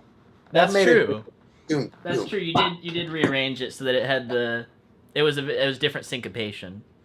Yeah. But I shouldn't have done that. No, I was just curious, where the decision came from. Yeah. Let's see. So we talked about the music with Orton leading up to that, and we talked about the Godzilla Dioji music from Sphere and Loathing, which you That's said. my second favorite. Yeah. Yeah, that was a lot of fun. And then also the music when Orgaluth, like everybody's turning into Orgaluth. Can you talk kind of like the inspiration for that? Yeah, I mean, the inspiration for that was there's a scene. Okay, first of all, most composers that just love orchestral music and study it all pay homage to Alan Silvestri's Back to the Future. There's a near the end of the score of the movie on the soundtrack. There's a where you'll hear a bum bum bum, Ba-da-bum? bum, bum, bum. It kind of changes keys, and it's really emotional. Oh, I want to say that's when he's driving the DeLorean and they're trying to build tension, so they keep upping the key change of the main theme. It's not that. It's more like it's not that, because it does that too. It's more an emotional part that just gives you goosebumps. That just makes you just think of all the characters in such a beautiful way. And I use that harmonic device, except I did it with my theme. That's very neat, very neat. Yeah, and Sphere and Loathing, that whole episode, just the score. That had the song I Fall Down. I fall down. If I get tripped, I fall down. If I lose my grip. That one was a really rocking I think song. got a synth answer. I fall down. I fall down. And then everything's got to have a little trick. The other song from that one was it was the first episode where Milo didn't have its original theme song. They replaced it with We Know Who You Are, but what are you doing in space? That was great. That was we were going after there's a singer, and you children may not know who it is. Her name was Shirley Bassey. Yeah. She sang Goldfinger. If anybody's a James Bond freak, it was Goldfinger. And she was just such a powerful singer, fantastic singer, Shirley Bassey. And we wanted to go for that. And we had a friend of Dan and Swampy's. She was the little girl in the Love Boat, and she's all grown up now, and I can't think of her name. That's crazy. Yeah, because we never know who sings these songs because there's no singing credit in any of the episodes. She was a little girl in Love Boat. She's a working actress, good friend of Dan and Swampy's. Can't think of her name for the life of me, but she's done a couple things for us like that, and she can really do that sound. It's really from the heart. Yeah, you definitely feel it, especially with. So that's what we were going for. Was hark back to the '60s, late '60s with James Bond, Goldfinger. Yeah. Let's see. So do you? I guess we can kind of get into like the Milo actual songs. Do you know which Milo song went through the most changes in development? Do you remember of the Milo music? Like, well, you're gonna have to. Let's see. So we got Please Don't Break Me. Do do do do do do do. Yeah, you best be careful. That went through a lot of iterations. There's one of my favorites is I'm taking a stroll in the moonlight, taking a stroll. That's Aaron. Yeah. Aaron. I nailed that right away because that was basically When I'm 64 from the Beatles. I just went right to that. It's on I believe it's on is it on the Sgt. Pepper's album, When I'm 64? Yeah, I think it's the Sgt. Pepper's album. And it's basically just one clarinet and a guitar. Very neat. Yeah, that's it. It sounds the sound of that song. I think Aaron talked about like they kind of you put the spin on it where it kind of goes into like almost a radio sounding vocal on the bridge, like dun dun dun dun dun dun dun. He may have affected his voice, but I mean, I gotta kudos to Aaron Daniel Jacob because he has this pleasing sound that it's like the sound of Chop Chop Chop. And the sound of so many things he's done for us that everybody likes. And it's just something in between rock and just, it's just sort of an innocent, and he had it as a little kid, and now he's got it as an adult, a young adult. But he also has that sound. He can go into this just sort of Broadway thing, or the Tin Pan Alley thing from I'm Taking a Stroll. Yeah. He sang it. He had a cool sound on a song called "Baby You Can Have It." Fly on the Wall. Remember Fly on the Wall? Fly on the Wall. Yes. Baby, Yeah. you can see it all. You can see the same it, thing baby. there. You can see it all.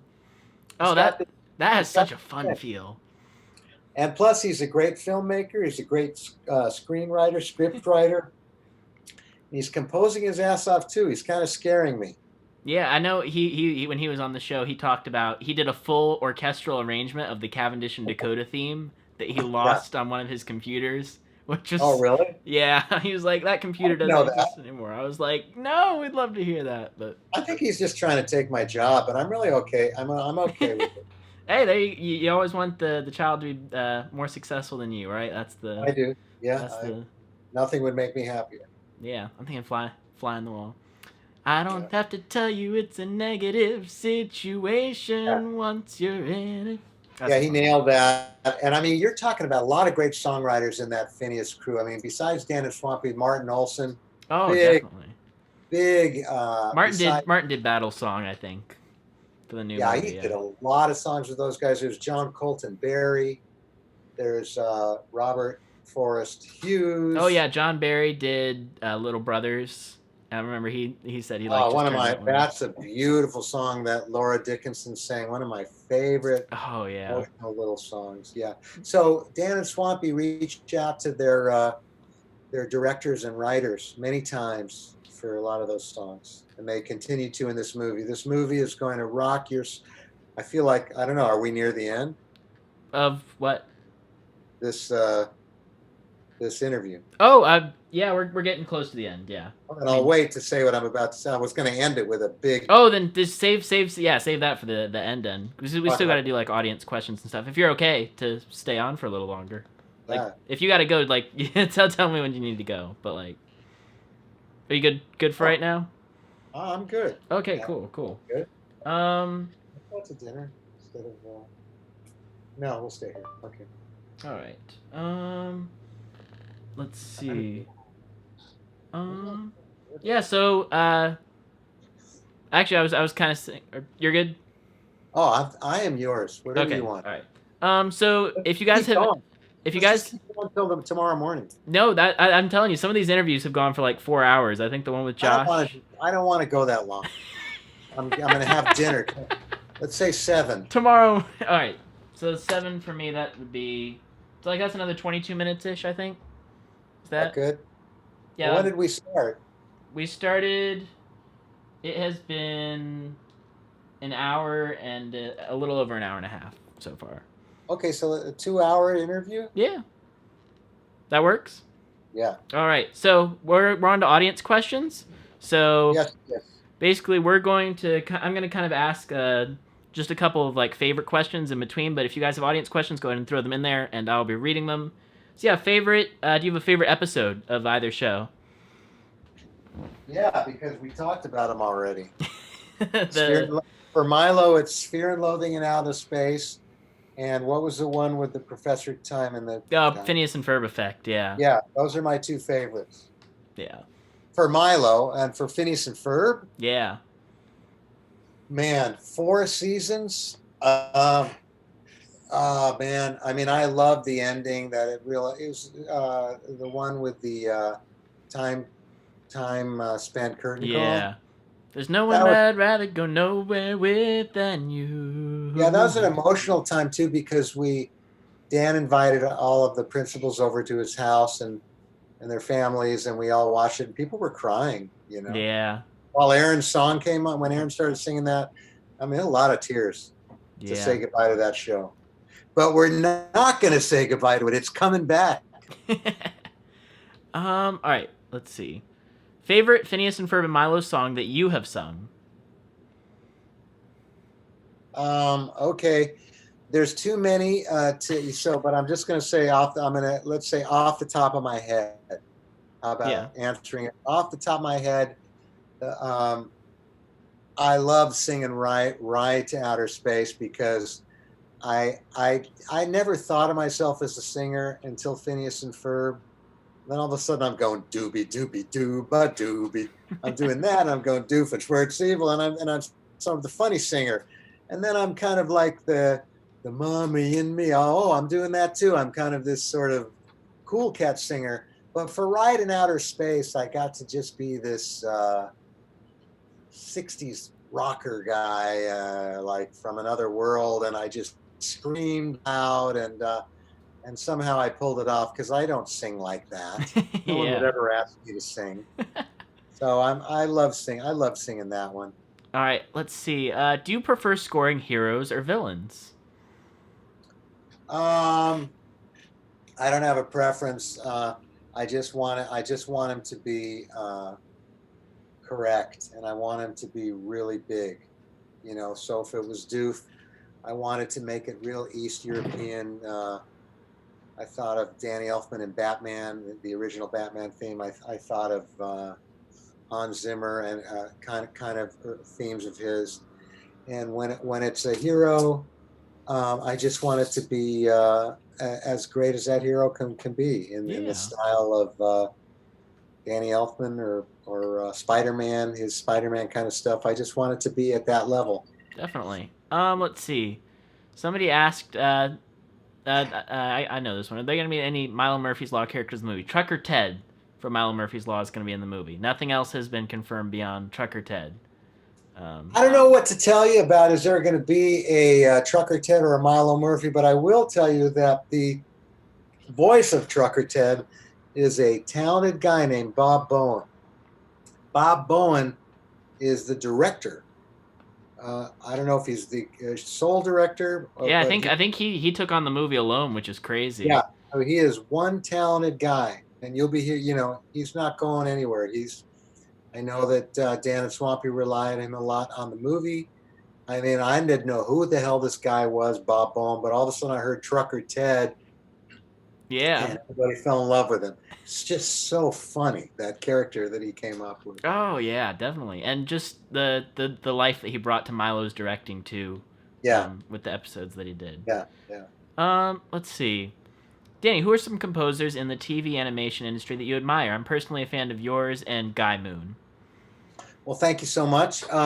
Probably people we've mentioned before because we're all part of this Disney TV animation family, and that would be Kevin Cleese. There's a great composer named Keith Horn, who actually I helped out a lot because I brought him in to help me in Phineas season 3 and 4. And now he's done some shorts. He's done the Descendants shorts on. Oh yeah, that's Keith Horn. He's one of them, and then there's a Dominic. There's a guy named Dominic that worked on some of the Kingsman movies. That's in our family now. There's a girl that is doing some great work on Mira. There's something that's about Mira and a detective. Yeah. That's Disney Junior. She's fantastic.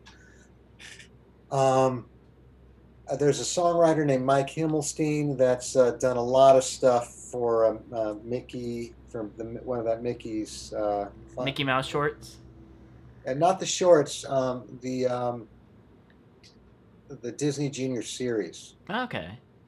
Disney's Playhouse or Disney's something or other. Oh, Disney's Mickey Mouse Clubhouse. Yeah, I think I know what you're talking he's around there. There's some other people whose names I can't mention. I can't remember.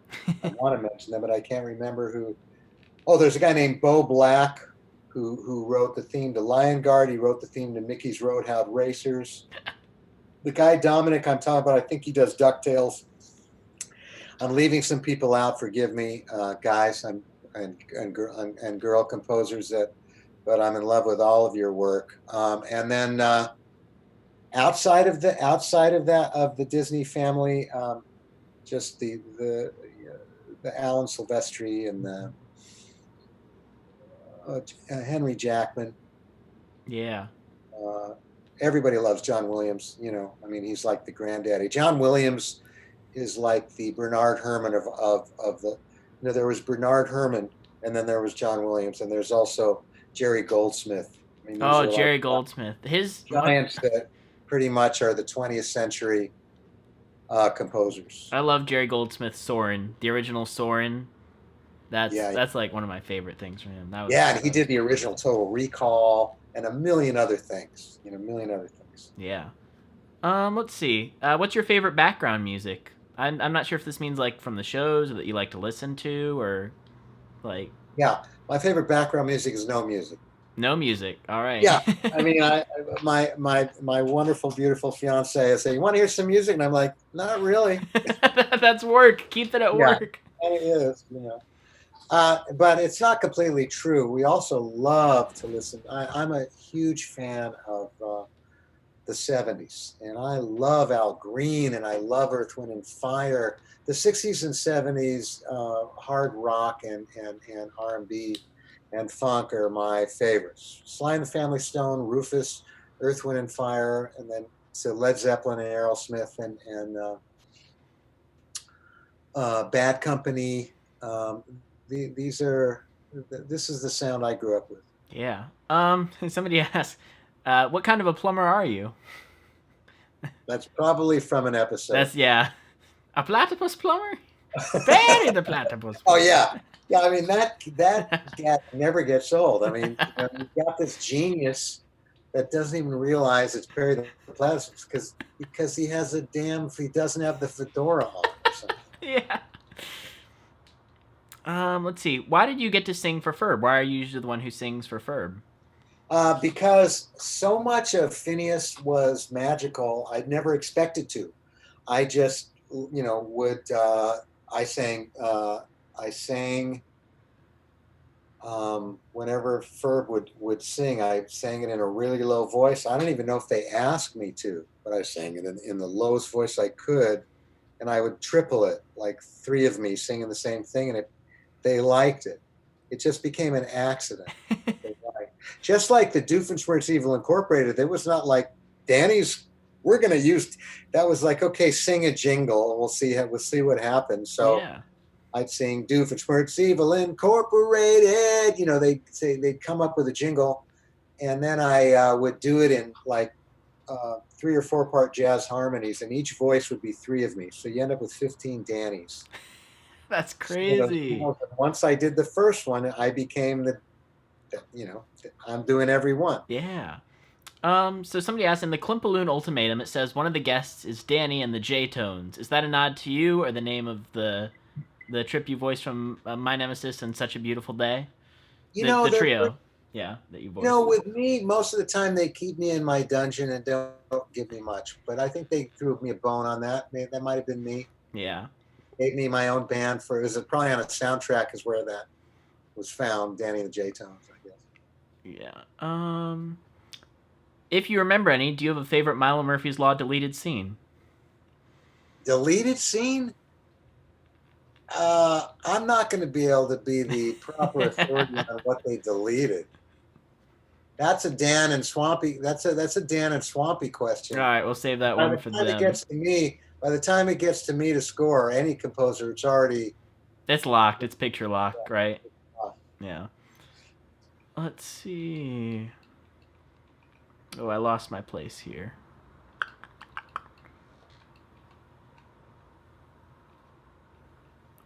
I'm finding it. Do we get a 60s? You can go to the bathroom. That's good. I can just hold the audience. Look, I'll be right back. He'll be right back. All right. I'll put him right back. I gotta go. You gotta go. So I will be just kind of sitting here. I can't read the comments live, because I want to keep my spot and not lose it again. Let's see. I'm just gonna kind of read out some names here. Then thank you for joining the stream.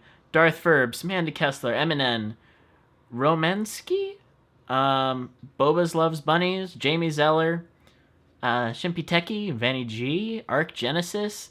I recognize a lot of you guys from a lot of the previous streams, so thank you for coming back on and listening to the interview and commenting. It's really fun, and trust me, I see the things that happen, like the whole Cavendish Happy Meal thing that that happened. I remember that. That was pretty wild. So yeah, it's just thank you guys. You guys are the ones who really make these things possible. And keep them exciting and interesting too. I'm gonna try and pull up the stream on my phone so I can look at the live comments and not lose my spot. Look at that. Thinking ahead. All right. Somebody said, "Oh, you're talking about Weaponry with Danny and Norm." Yeah, I like that song. Will the Quirky Worky song be in? That's a good question. Doof is the best character in both shows. I can agree with that. Potato Productions. Yes, I do recognize you. Yeah, this live stream chat is really good, Naomi. It's pretty great. Norm's voice in the trailer. Norm's voice in the trailer doesn't sound right. I really do think they accidentally left the scratch audio in there. I don't think that's the final. So yeah, that's just kind of... We're back. We're back. All right. So I was just answering. How long is my hair? My hair is very long. I kind of keep it wrapped up so that it doesn't interfere with the green screen too much. You know, that is really like a hark back to when I was your age. I mean, that's like, wow. You know, I had hair like that. It was already long, and then the quarantine happened, and... Hey, we got 70 people now. Woo, we got 70 people still going. All right. Is that the highest number yet? I haven't been keeping it is. Number. Woo. It is. All right. So let's see. Did you come up with any songs by yourself that just happened to fit into an episode? Yeah. I remember one song that there's a Milo episode where they're on another planet, probably the planet of Pistachio, and they're trapped, and there's a DJ. Oh, shopping mall, 24 hours a day, get your bargains here, something like that. Yeah, but one of them was kind of like a groove, like a kind of... Yeah, maybe it was, and it was like a solid kind of a dance groove. Yeah. I get away with songs like that. You know, if there's stuff that they hadn't written and they need something like, okay, write something that's a song for a shopping mall, like an alien would do it, like a DJ on an alien planet would do it. Yeah. And there's probably a lot more examples, but that's how it would happen. Yeah.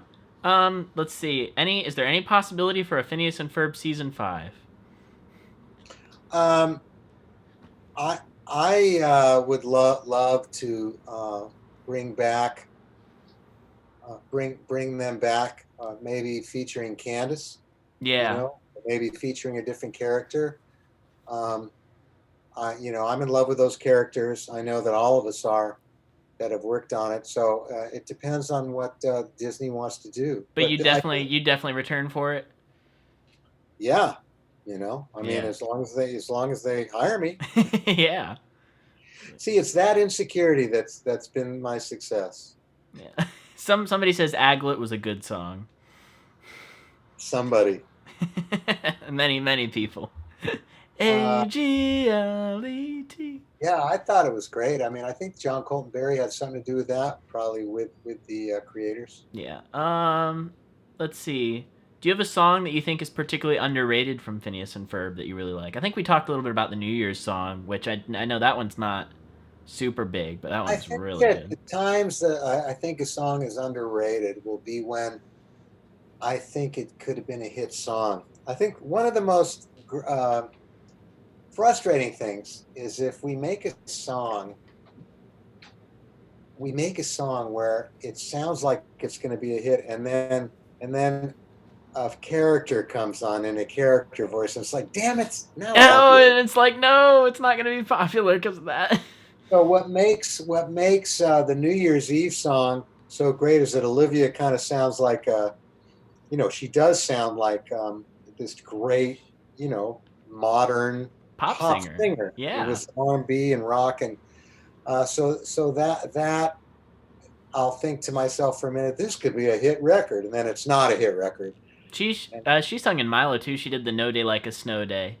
Yeah. It doesn't matter whether the weather is fine. Yeah.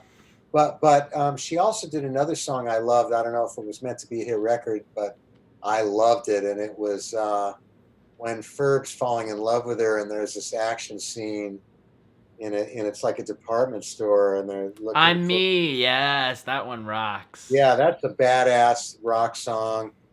But most of the underrated songs will be the ones that I think could have been a hit, and they never were, like Squirrel in My Pants. I mean, Squirrels in My Pants was a borderline hit song to me. You know, those are the ones I would call underrated. Yeah. Let's see. Do you have a favorite cut or deleted song? And I don't know which ones you remember, but like, can you talk a little bit about like the cut song that'll be on the soundtrack from Candace Against the Universe? Like, was that a good song that just didn't fit within the story, or? I don't know if am I allowed to say the name of the song? I'd say avoid saying the name of the song for now. Yeah, there's a song that at one time was going to be on the movie. That is a really good song. It's got a real kind of a Beatley. It's got a real Beatley guitar-based vibe to it that I think everyone is really going to like. That's not on the movie. Yeah, very cool. Let's see. Did you ever picture yourself working on television growing up, like in television music? No. No. The story of my career is I didn't say I want to be a composer, and I did not go to college and study, composition. I was somebody that where things came to me, and I have a theory that, without getting too spiritual, I think the universe tells you what you're supposed to do, and it's up to you to listen. It's up to you to, and you have to sort of better yourself, and you have to read, and you have to practice, or whatever it is. You have to be open, but there's nothing worse than somebody fighting it. Right. Let's say you want to be a doctor. Let's say you're getting paid as a doctor, but you don't really want to do it. Nothing worse than that. Exactly. Yeah, you don't want to do that. So in my case, guitar came to me, and it was my ticket to seeing the world. Literally. Yeah. I mean, I would have been selling insurance in the San Fernando Valley and never left. I probably would have been one of those guys, but the guitar took me around the world. And the same thing for composing. I mean, I wanted to do it at some point because I got tired of touring, and I had a little baby. Yeah. Who is a contemporary of yours, a little older than you. And I just was fascinated by how songs work and how scores work, but it was more of the fascination. And then I swear I didn't get an agent, when they started calling me to do things for Disney. You just responded yourself. They called me. I mean, I think it was somebody hearing me play guitar on something from another composer. And, they kind of were getting tired, I think, of all these keyboard players. You can imagine how keyboard players were. They had the patent on being the first composers when technology happened, because they were the guys who played keyboards. They were on top of all the samples and the sounds. They got tired of that. It got stale. They wanted guitar player, songwriter, producer kind of guys. And that was me. So I had the door that opened, and it was just up to me to walk through it, basically. Definitely. Very cool. Let's see. Skipping ones that you've already answered. Is there anybody that you wanted to sing on the show but refused or couldn't? That I wanted to sing on the show but refused?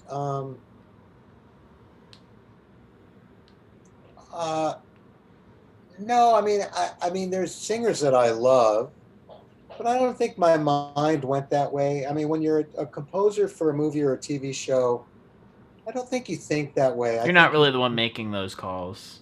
Yeah, you just want to make your boss. Basically, anybody wants to make their bosses happy. Yeah. When you start out, you want to make your bosses happy, and then when you've been doing it a while, in my case, the movie Candace Against the Universe, not only did I want to make my bosses happy, but I want to make a mark. Right. At say, first, this is my sound. This is. It kind of is, yeah. At first, you just want to you don't want to get fired. And before you die, you want to say, "This is me," and that's the movie right now. Yeah. Let's see. Do you have a favorite Phineas and Isabella moment? Well, there's a few of them. It's the first time I think the moment was. I'm getting a little confused, but was there a moment where she kissed him and then they erased the memories? Yeah, that was in the first movie. That was in Second Dimension. Okay, so that was a beautiful moment. Because, I mean, what's great about Phineas and Isabella is that he's just such a doofus. He doesn't realize how much she loves him. I know. The second time that happens is in one of those hour-longs where they're teenagers. Is that the end? Yeah, that's the actor age was like a 22-minute, and they finally get together. Yeah, I mean, you are so great at this because you really are truly a fan, and I just want to thank you, from the bottom of my heart. Oh, you're welcome. For just, immediately I'm going to say something, you know what it is, even before I do. So, yeah, that was a great moment as well. Yeah. For Phineas, because Phineas finally got it. He finally understood, yeah. He thought it was too late, but I think he got her anyway, didn't he? Yeah, that song, What Might Have Been, that's a beautiful song, too. Yeah. Was that Isabella? It was both of them singing together. Yeah. Oh, yeah. Okay. We could have been together. All you had to say was when. Yeah, it takes a fan to help me because when you're a composer and you're doing multiple projects, I mean, you're getting me emotional again, thinking about things that I forgot about. Well, yeah, and it's like when you're working on the show too, you have to kind of separate it as work. Like for me as a fan, this is fun, so I'm rewatching and enjoying it that way. But for you, it's work. It's like I need to leave that behind and. No, but I mean, it was more. Look, Phineas, I'm the luckiest guy in the world. For my first show, are you kidding me? Yeah. You know how many shows go a season or two and no one's ever heard of? Oh, my first show was Phineas and Ferb. And it's the show where not only were you the composer, but you produced the music that was that became legendary. People were singing like My Nemesis and. Yeah, I had big success as a songwriter and producer for Lilo and Stitch and The Emperor's New School, but that was just the song. Right. And maybe I would do a little bit of ghost work, but my first show as a full-fledged composer was Phineas and Ferb. So that's fortunate. That's being very fortunate. Yeah. Who's your favorite character from either Phineas or Milo? Just out of the whole show. But the whole shows. Do you have a favorite character?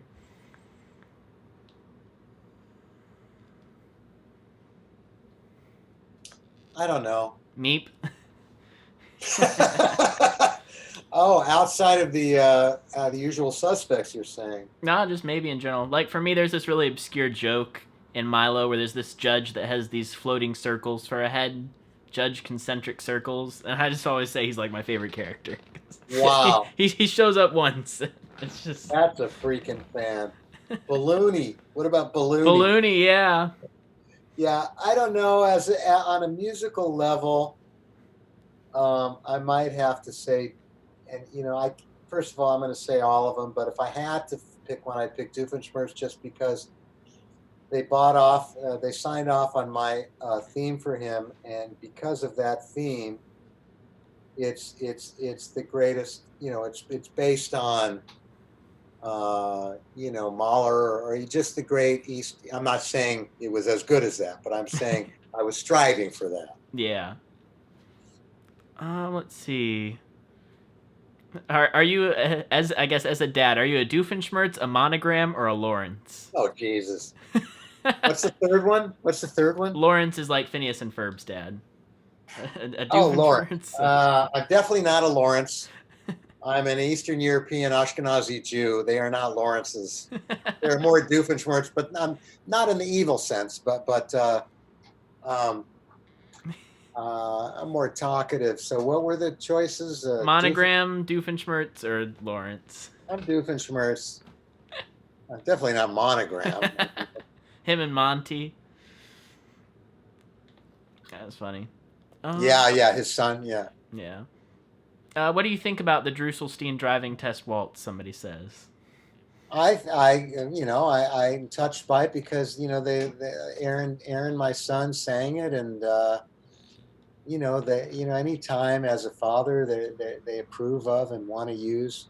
I mean, that was always a touchy situation for me and my wife and partner at that time, because we never, we were sensitive to the whole nepotism thing, but he was really good, Yeah. and so I would just say, hey guys, every time I'd always do a disclaimer. I go, look, obviously, what I want you to use whoever is going to make this scene, and they go, no, we love it. So Yeah, and I know he told the it story worked of out. like chop, chop, chop. He just sang the demo, and Dan Swampy said that's what we want. Yeah, he's got this sound, man. I'm telling you, he's just got this sound that's not, it's not a derivative sound. I mean, a lot of times we get derivative singers to do okay, who are The we going to get parodies or whatnot. to do the perfect classic, rock sound for He's a Bully or whatever. Um, so I don't remember the question, but hopefully I answered it. Let's see. Somebody says for Danny, just wanted to say as a blind person, thank you so much. I love all the harmonies in Phineas. How long does it take to record the bigger production numbers? A blind person is actually asking this question? Yeah, or maybe they had Oh. somebody shadow write it for them. Well, God bless you, because it probably enhances. I mean, the Stevie Wonder is one of the greatest artists of all time, as a blind man, and he had the best ears in the business. So I forgot the question because, They said, short term. how long does it take to record the bigger production numbers? Like the show tune, the Doofenshmirtz show tune. Anytime it's a big show tune song, it's going to take twice as long. Yeah. Which could be 2 days, 2 to 3 days. I'll never do more than 3 days. If I'm in production and having to do all the score, a rock song's 1 day, a rock song with a little more stuff to it is 2 days, and a full-fledged Doofenshmirtz show tune or any song on Roller Coaster the Musical is 3 days. Roller Coaster the Musical. I can't believe we haven't brought that up. That episode is a masterpiece. Yeah, thank you. Because when you do a show tune, once you start adding orchestral instruments, big band instruments, I'll do the rhythm section first. I mean, I may be talking more as a music nerd here, but once I start adding in the horns, I'll come up with stuff on the horns, and then it's, oh shit, I want to change. Pardon my language. I want to change the rhythm section because I just came up with a new chord because I want to do something with the trumpets that's going to make me change the bass and the piano now. Right. So that makes it take longer. This is sidetracking from Roller Coaster the Musical. There's the part where Doofenshmirtz, he sings, he's like, Doofenshmirtz Evil Incorporated, where being evil is not debated. And he's like, I should really finish writing the rest of that. Did you write the rest of that that song? Probably not. No, that probably, you mean, that's what actually... That's what actually, he's just like, where being evil is not debated. He's like, we should really finish writing the rest of that. I did it. Yeah, so that's Dan. Now that's Dan who wrote that line. And then he said, sing it that way, and then say it that way. Gotcha. Let's see.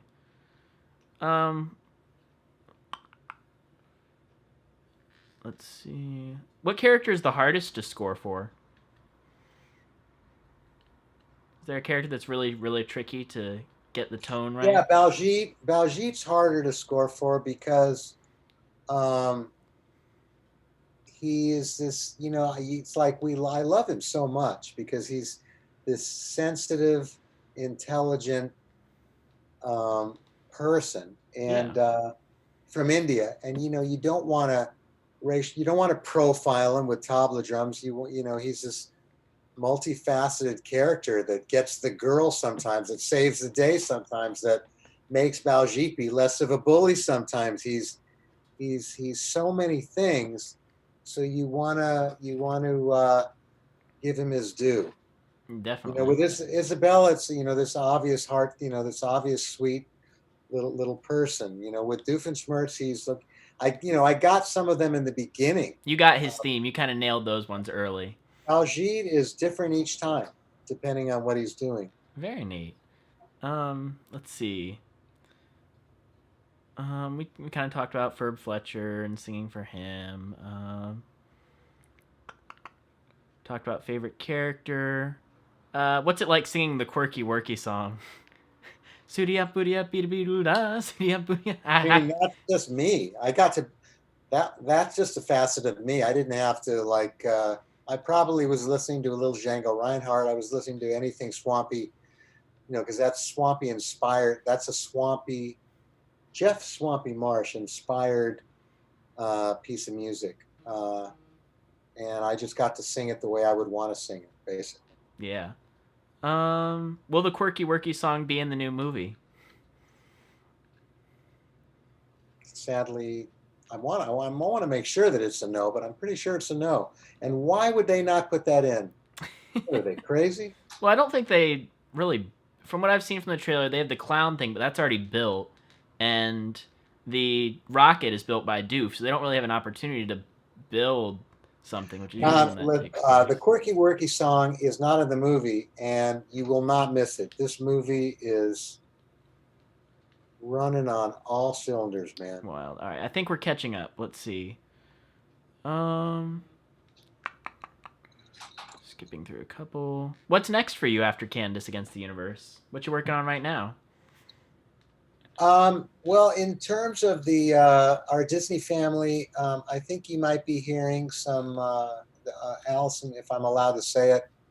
I'd say don't say. I mean, it's Dan's new pilot. That's what we're calling it. Well, I'm not gonna. Dan's got something in the works that I got my fingerprints on that we're all very excited about. Yeah. There's also I think Disney Junior. Well, everything's Disney Plus now, so Yeah. I don't know. I know that there's cable out there. Does Disney Junior still exist? It does. Okay, so there's going to be a remake of Alice. It has to do with baking, Alice in Wonderland, that I believe I'm going to be the song producer of. Very and I believe it's going to feature my partner in crime, John Kavanaugh, as the songwriter. We worked on Sophia the First, Elaine of Avila together. Gotta say, the Sophia the First theme song is pretty incredible. Yeah, that's all John Kavanaugh songs and Danny and John productions. Very nice. And so we're hoping that this will be our third show that's like a different little group of people. Yeah, that you're kind of a part of, different friend group. Yeah, I just get to go in. It's really fun. It's not huge.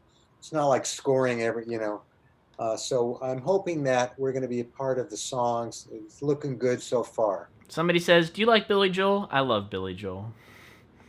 Yeah. I mean, I like Billy Joel. I love Elton John, and I like Billy Joel.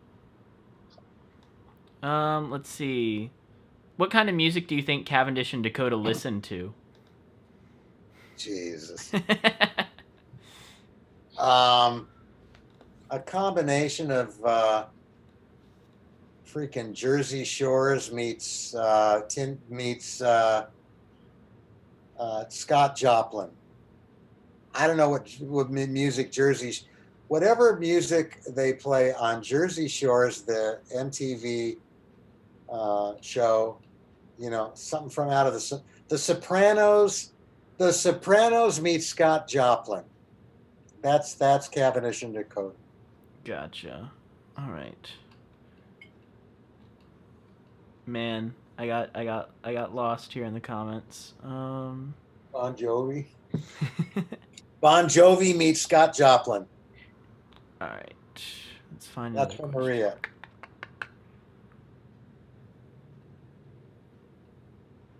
Sorry, I got lost in the comment stream. No. Yeah, I'm seeing him too.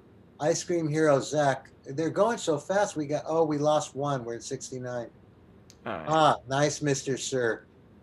They go so fast. What was the saddest song you heard? Time spent together, little brother. There's no periods with these people. They just go on and on. It's run-on sentences. But yeah, I guess what's the saddest song you think from the show? Well, the moments we didn't get along. Yeah. It was very sad. Definitely. I'm tearing up thinking about it. Yeah, because think about it. All of a sudden, there's a panda from Seattle. Just in the middle of the song. Perry thought he had his monogamous nemesis. Monogamous nemesis. Do you ship any characters in Milo? I'm sure people have asked this at some point. What? Ship, like Ship. it's a modern fandom term for when you want two characters to get together. Like some people say, "Oh, I ship Amanda and Milo." I think Amanda and Milo should be a Do couple. I secretly wish two people would get together? Yes, in the show. in In the which show? Like Milo or Phineas. Like I know Melissa and Zach. They kind of had their moment at the end of season 2. No, I'm not gonna touch that one. not gonna touch that one. Not gonna touch it. That's good. Did you write the Mix and Mingle song? No, but I produced it as usual. Played instruments on it. Meet and greet folks off the street, so make sure that your underwear's clean. I think Martin Olson had his paws on that. Very nice. All right. Got lots of lyrics.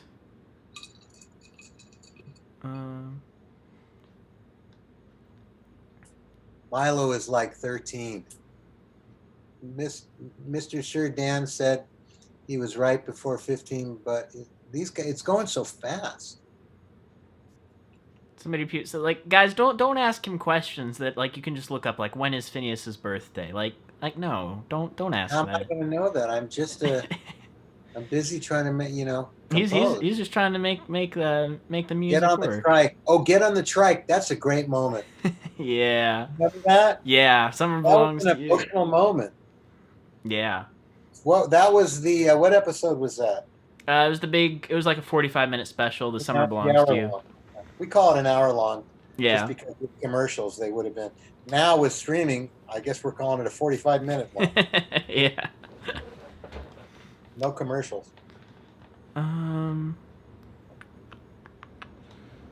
you have a favorite song that you've worked on, just in your entire body of work? Could be anything. Doesn't have to be from the shows. Just a favorite song. Like it could be something from Tangled. Could be something from Phineas. Could be a song that you're most proud of and point to as this is perhaps my greatest. Well, Ray Charles is an American treasure. You know he is, and he played on a duet with another American treasure named on his last and final Grammy Award-winning album called I forgot what it's called. It might have been called Duets, but I'm not sure. He had Gladys Knight sing a song with him, and I got to play guitar on it. That's neat. That's really cool.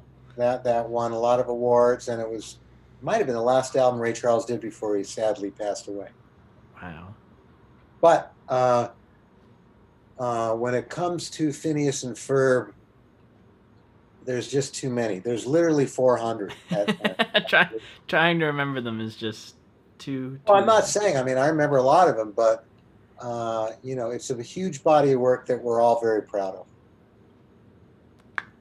All right, people talking about no Quirky Worky song. Proud of that one. People no Quirky.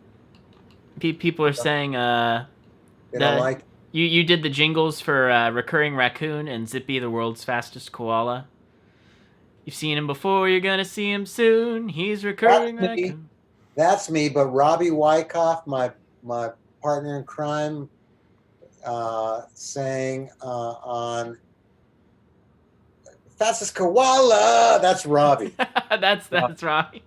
Zippy, the world's fastest koala. That's Robbie Wyckoff, same guy that sang Bully, same guy that sang the beginning of the Second Dimension movie. What was that song called? Everything's Better with Perry. Same guy that sang a lot of stuff.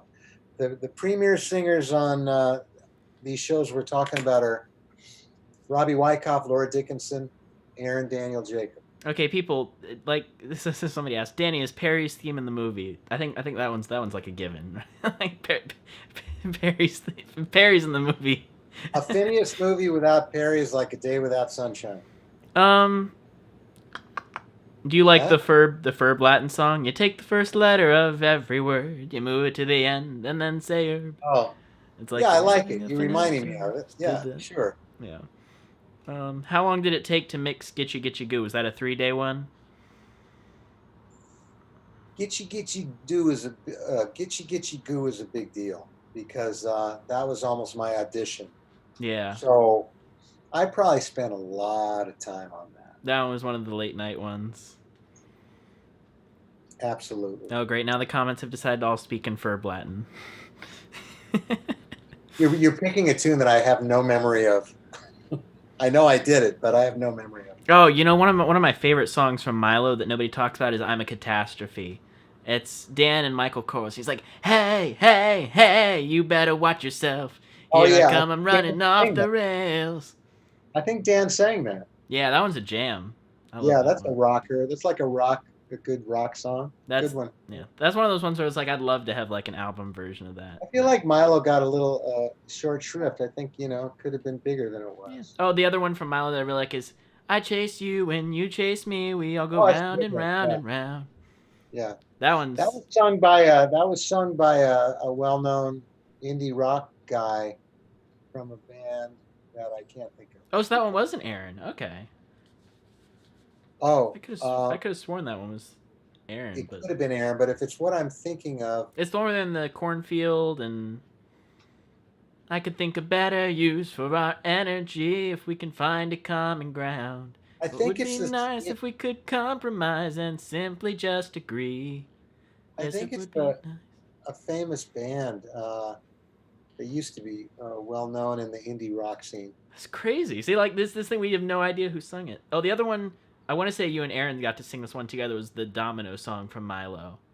It's like a Oh, ripple from a pebble when it drops into a lake. Da-da-da-da-da-da. It could have been. We harmonize. I mean, we're Get to the same harmonize. blood. We sing. We do a lot of backgrounds together. He's on the movie. Yeah. He sang a show tune on the movie All right. called "Meet Your Leader" with Ooh. Laura. Him and Laura. Him and It's great. Laura. Ooh, Yeah. Very exciting. All right. I'm gonna take the last one, and we're gonna say, favorite jingle from Phineas and Ferb. Jingle, like a doof jingle. Yeah. The funniest one is the longest one. It had to do with Writers Guild, and I cannot remember, but it was more when they went back into old England or something. It was like Doofus Mertz Evil Incorporated. Oh, but not really a corporation because corporations hadn't been invented yet, so it was more like a guild or a tradesman association. You freaking know everything. It was that one.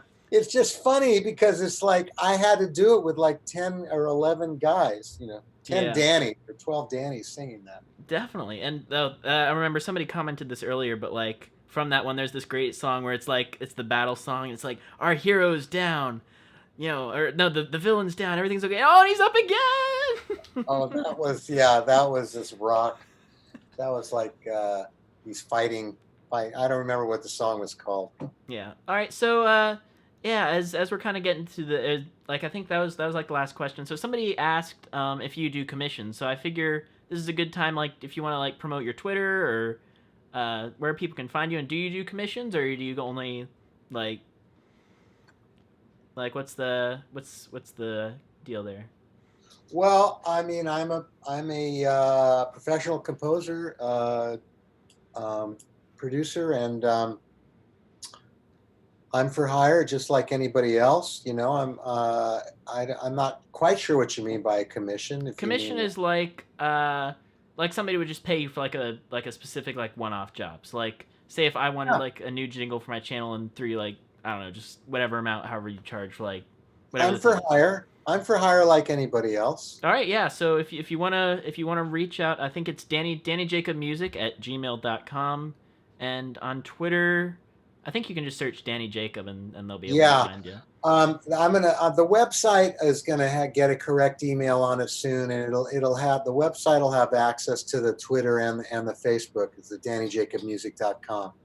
Alrighty, that sounds good. Thank you so much, everybody, for tuning into the stream, and thank you, Danny, for joining me. And yeah, everybody, just have a great night and stay safe.